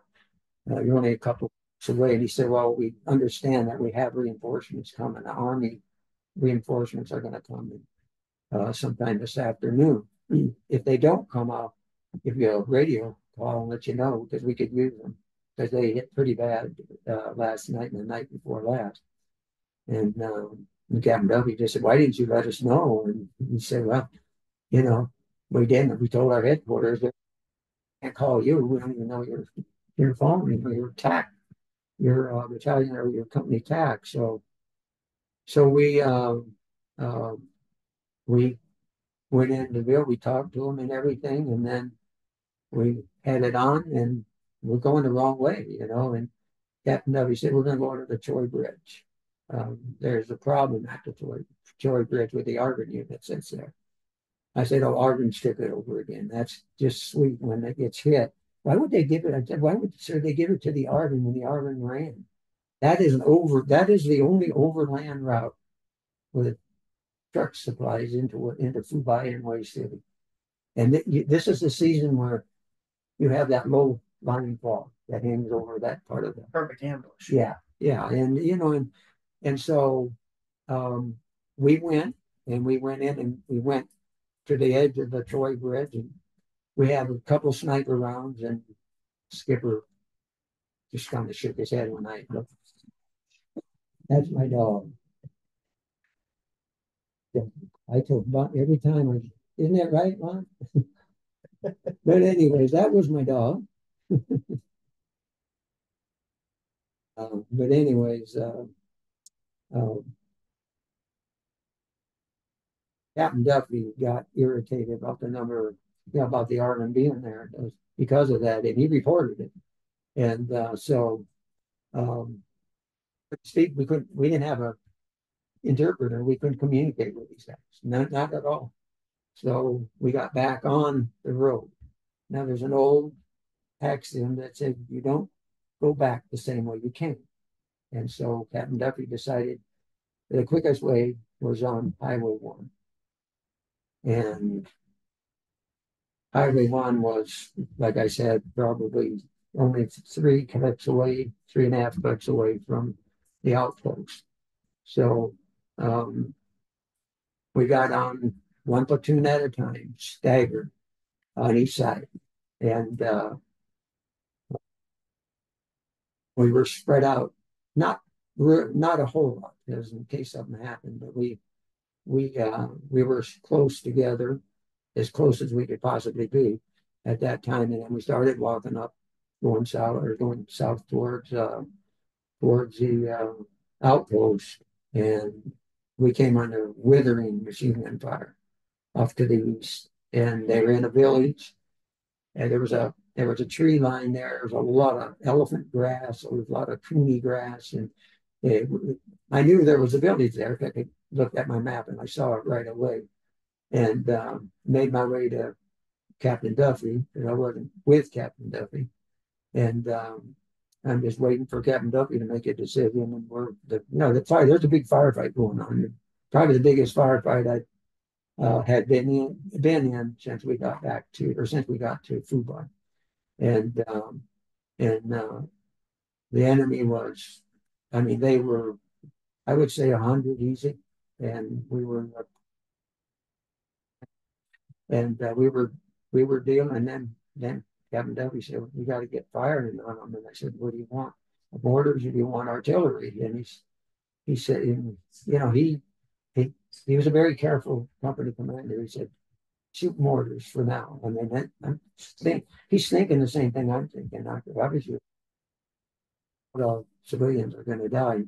Not that I cared, because if they were there, then you know, dying is not an option. So, but Captain Duffy is the CO, so I just started firing and firing, and I had one of the longest fire missions I ever fired in 45 minutes easy.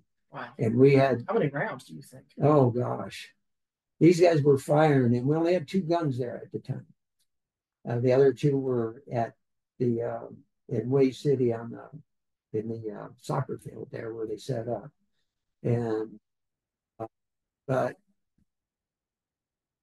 gosh, I would say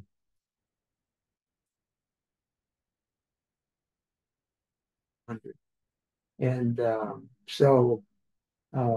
and our mission is still going on until we made contact with an Argonne unit. There was an Argonne unit that learned was coming to help us.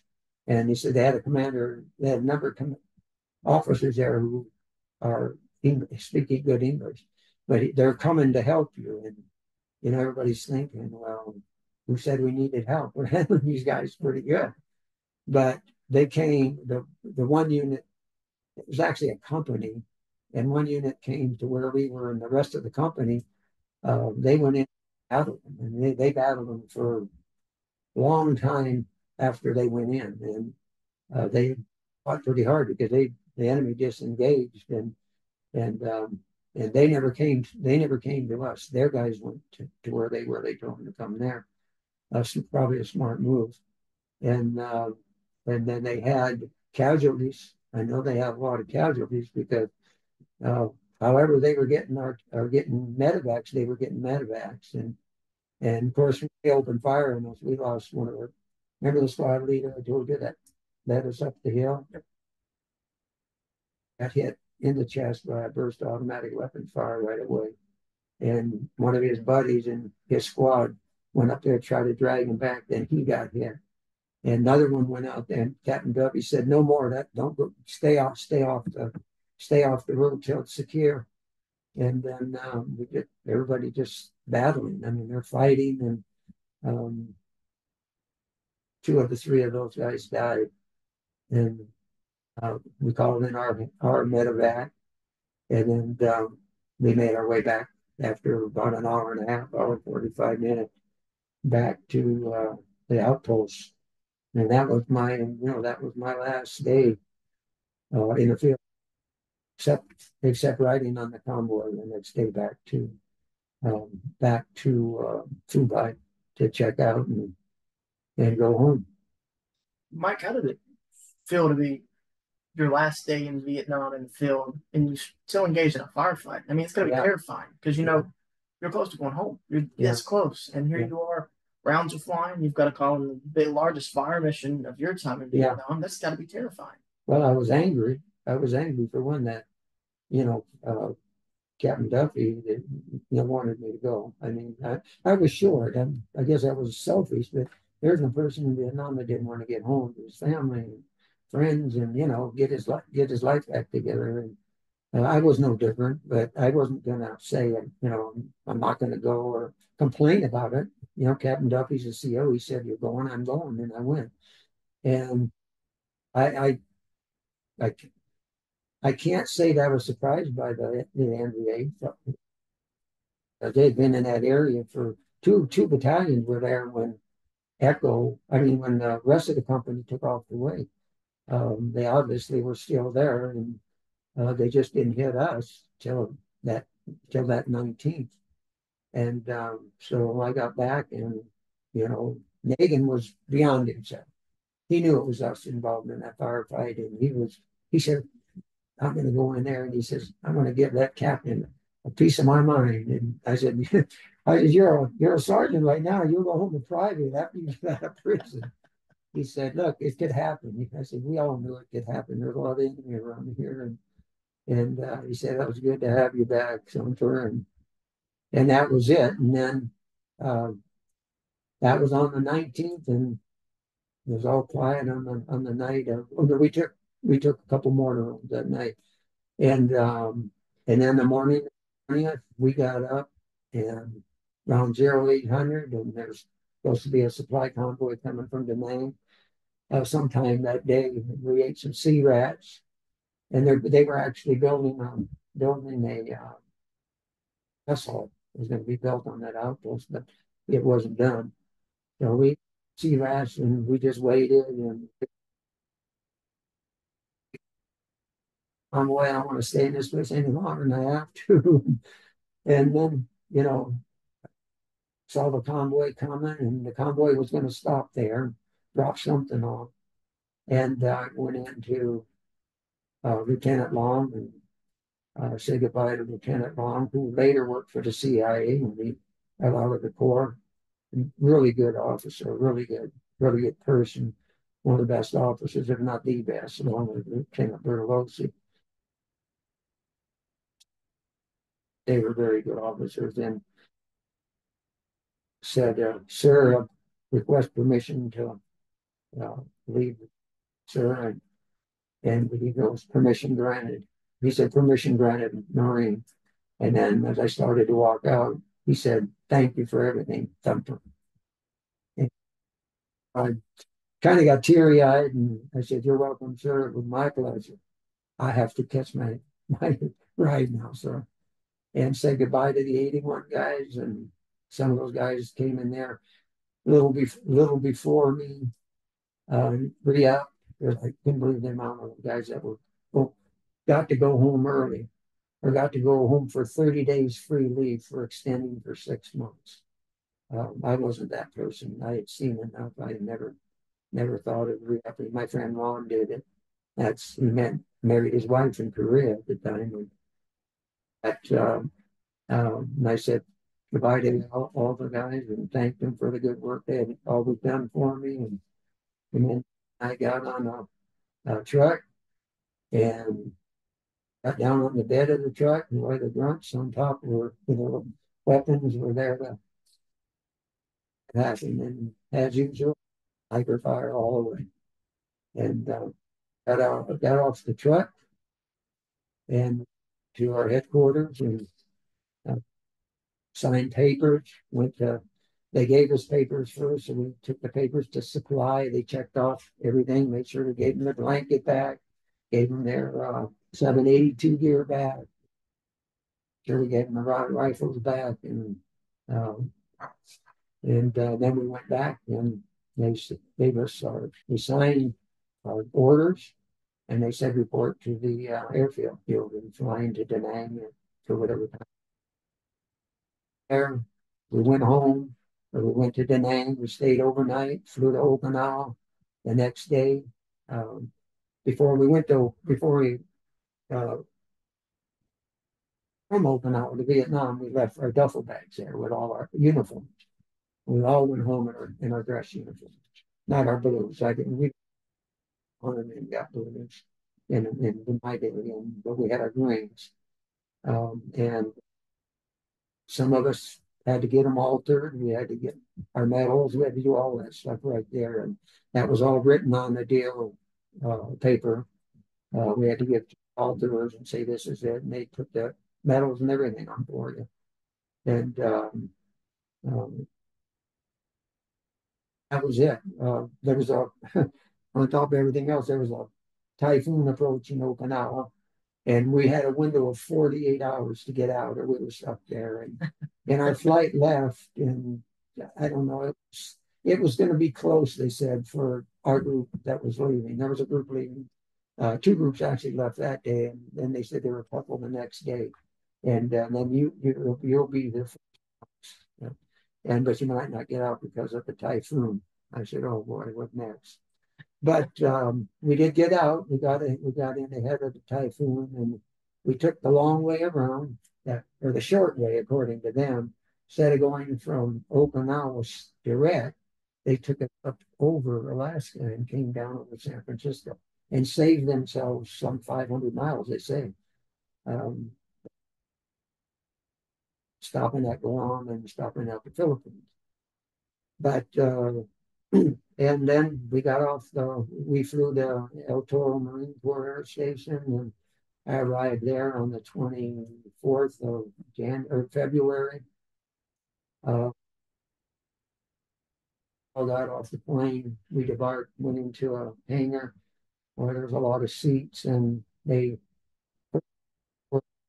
went home. Well, that came after we went, sat in the seats. They called each row up one by one. We handed our orders to them. They stamped them. You have 30 days leave. You'll report to camp and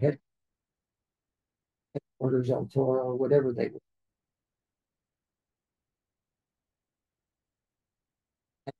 I rolled that call, and I went over to a phone. They had a bunch of phones there, and I called my home. I only lived 45 miles. Four guys had to fly to the East Coast, and some to Washington, Texas, and I only lived 45 miles away.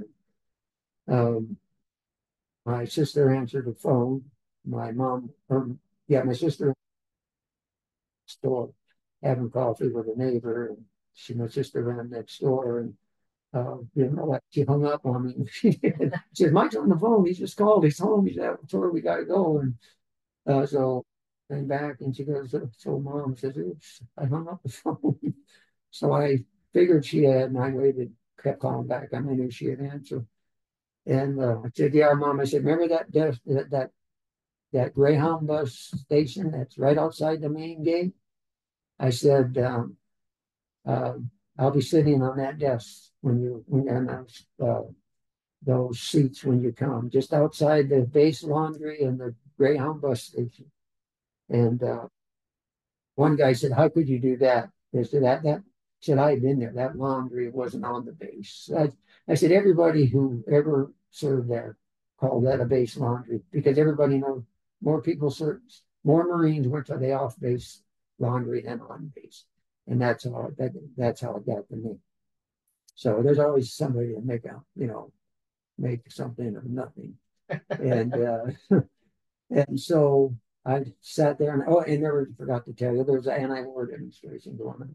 They were allowed to do it as long as they were across the street from where I was, and there was a barricade there, and but cars could come and go, and so I went, got my orders. I told my mom where I was, went to the front gate, and the GI or the MP said you shouldn't go down there. I said I told my mom and my sister and whoever else in my family's coming that I'm going to meet them there at that bench. And I said I didn't spend 407 days in Vietnam to get freaked out here back at home. I expected this when I got home. So he said, "Oh, be careful."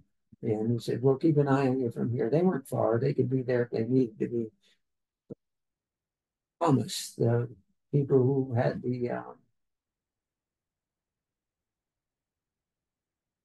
association got a permit legally, and they promised to behave themselves. And so I was sitting there minding my own business, and I'd been there about 15, 20 minutes. And after spending 10 minutes at the gate, just talking with these guys, I said, I got to go. And I sat down, and then all of a sudden up the road comes a car, convertible, and it's blue, and there's four guys in it, and I recognize they got really long hair. I mean, they're hippies, probably anti-war demonstrators. I heard about them, never seen one before I left. They were in '67. I didn't even hear of them, and but the more replacements came, the more they told us about saying what they were doing. And so these four guys pulled over and they pulled up to me, and I mean, they just said, "You back from Vietnam?" I said, "Yes." And the one that was in the driver or the passenger side with the driver said, "How does it feel to be a baby killer?" And then said, "Well, I said, get out of the car and I'll show you how it feels." And about that time, all four of them just piled out of the car.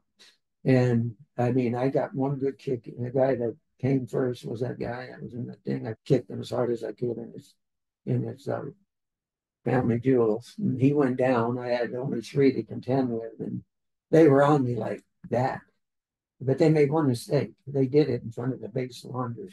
The Marines poured out of that place. I mean, they poured out of that laundry and they beat the living hell out of those guys. And I was down on the ground. My uniform was dirty, and they helped me up, and they did my tie for me, and they just said, "Brother," and I never heard that. I'd never heard that before, but I liked it, and I thanked them, and MPs came down, and they were going to wrestle. Not worth it. Why should you have to take your time, put them in the brig? Why should the Marine Corps have to feed them? Just let them go. And so they got up what was left of them, and they drove at a mile right over my left eye, and had a little bit of cut lip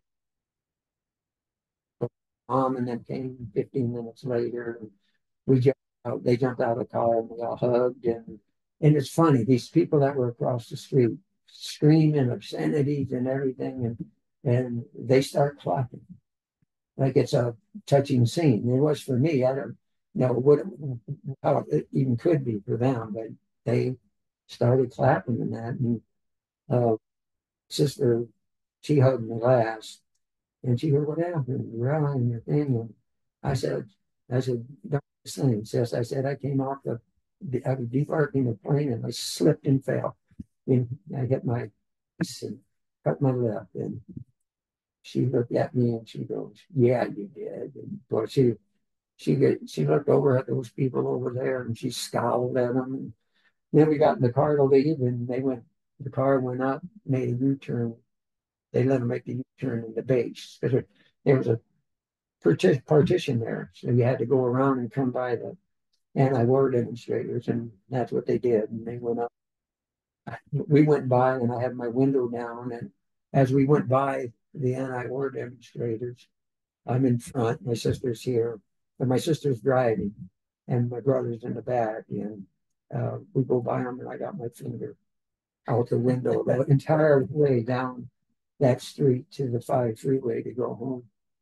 And that was it. I mean, that was the end of my tour, as far as I was concerned. And I got 30 days leave and reported to Camp Hamilton, where I went to a mortar squad, back to the mortar squad for about a month, and then I was TAD, temporary assigned duty, to teach map and compass reading and forward observer procedure at Combat Infantry Training Regiment for a year. That was it. I was training guys going to Vietnam. So getting training for some, they were getting training from someone who had been there. See, when I got training, these guys hadn't been there. It was a strange situation, and I got home in '68, and so I was really training them. I told them what to expect, and I don't know what a man or what, but I said, I just trained them. That was my job, to train them, and that's what I did. And damn, they didn't let me wear the Smokey the Bear hat. I got this plastic helmet with my rank on it. And one thing only, and we'll close it up right here unless you have questions, but I had a Marine who had just graduated boot camp and was in basic infantry training. And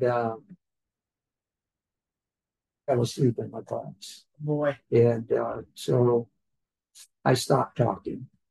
And the guys are next to him, they're going like that. And I took my hat off and I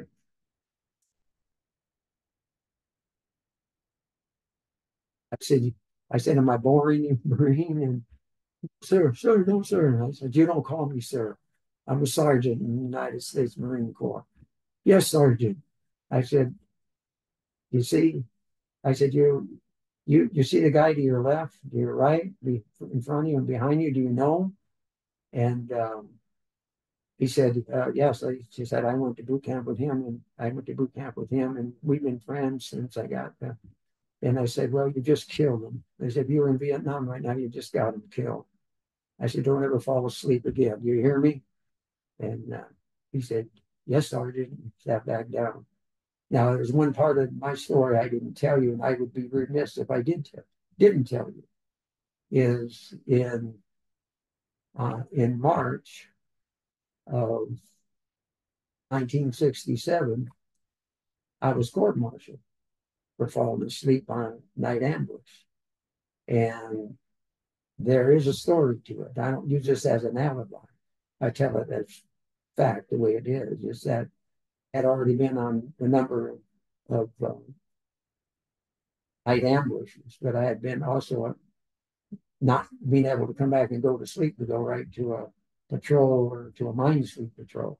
And I was tired, and I went to my corpsman and said, yeah, because there wasn't supposed to be anything that night. And I said, I got to sleep tonight, Doc. I said, I'm so damn tired. I need to sleep. And he said, I'll get you something. Okay. And I said, but you can't tell. I'm not supposed to dispense this. I said, I'm not allowed to, but I have access to something. And got some sleeping pills somewhere, and they gave it to me, and I went in and down and went to sleep. It must have been about 2 hours later. I was being awakened and told reports. At that time, it was an Echo company. I was going on patrol with Fox company. And I just fell asleep. I couldn't stay awake. I told Sergeant Brown, who hated my guts, him and I would have gone to fisticuffs, and we almost did many times. But he woke me up and said, he told me I had to go. I went to him. I said, once you just got some new guys in here today, back from Longson. Why don't you send one of them? It's skate duty up there. And that was before it was over. He said, hey, you're the forward observer, you go. And so I went and I fell asleep and I ended up getting a general court martial. And that's why in my diary, that's why people who know me knows that whenever I was out anywhere, right, I was a light sleeper. I never had a hard time, even had a hard time falling asleep today, because I never wanted to let the Marines down again like that. And uh, right to do. I could have, I could have, I could have copped out and sold Doc out and said, Doc, to give me the pill, and then we both would have gotten in trouble. I just ate it, and I told Colonel Jackson, Alec Jackson was a new colonel of our unit, and I just told him, I said I didn't go out there with the intention of falling asleep. It just happened, and he said because of that, and because you're your officers and your the enlisted men that we've talked to who wrote letters to the court said that you're a good Marine and you're on the line. And that's the only reason you're not going to the brig in Denali. So I thanked him and I did get in trouble a couple more times, but not like that. It was the R&R thing. Yeah, missing my flight back from R&R and then the thing with the doggies in the Cameron base. So that is the end of my story. And I know everybody's story is different.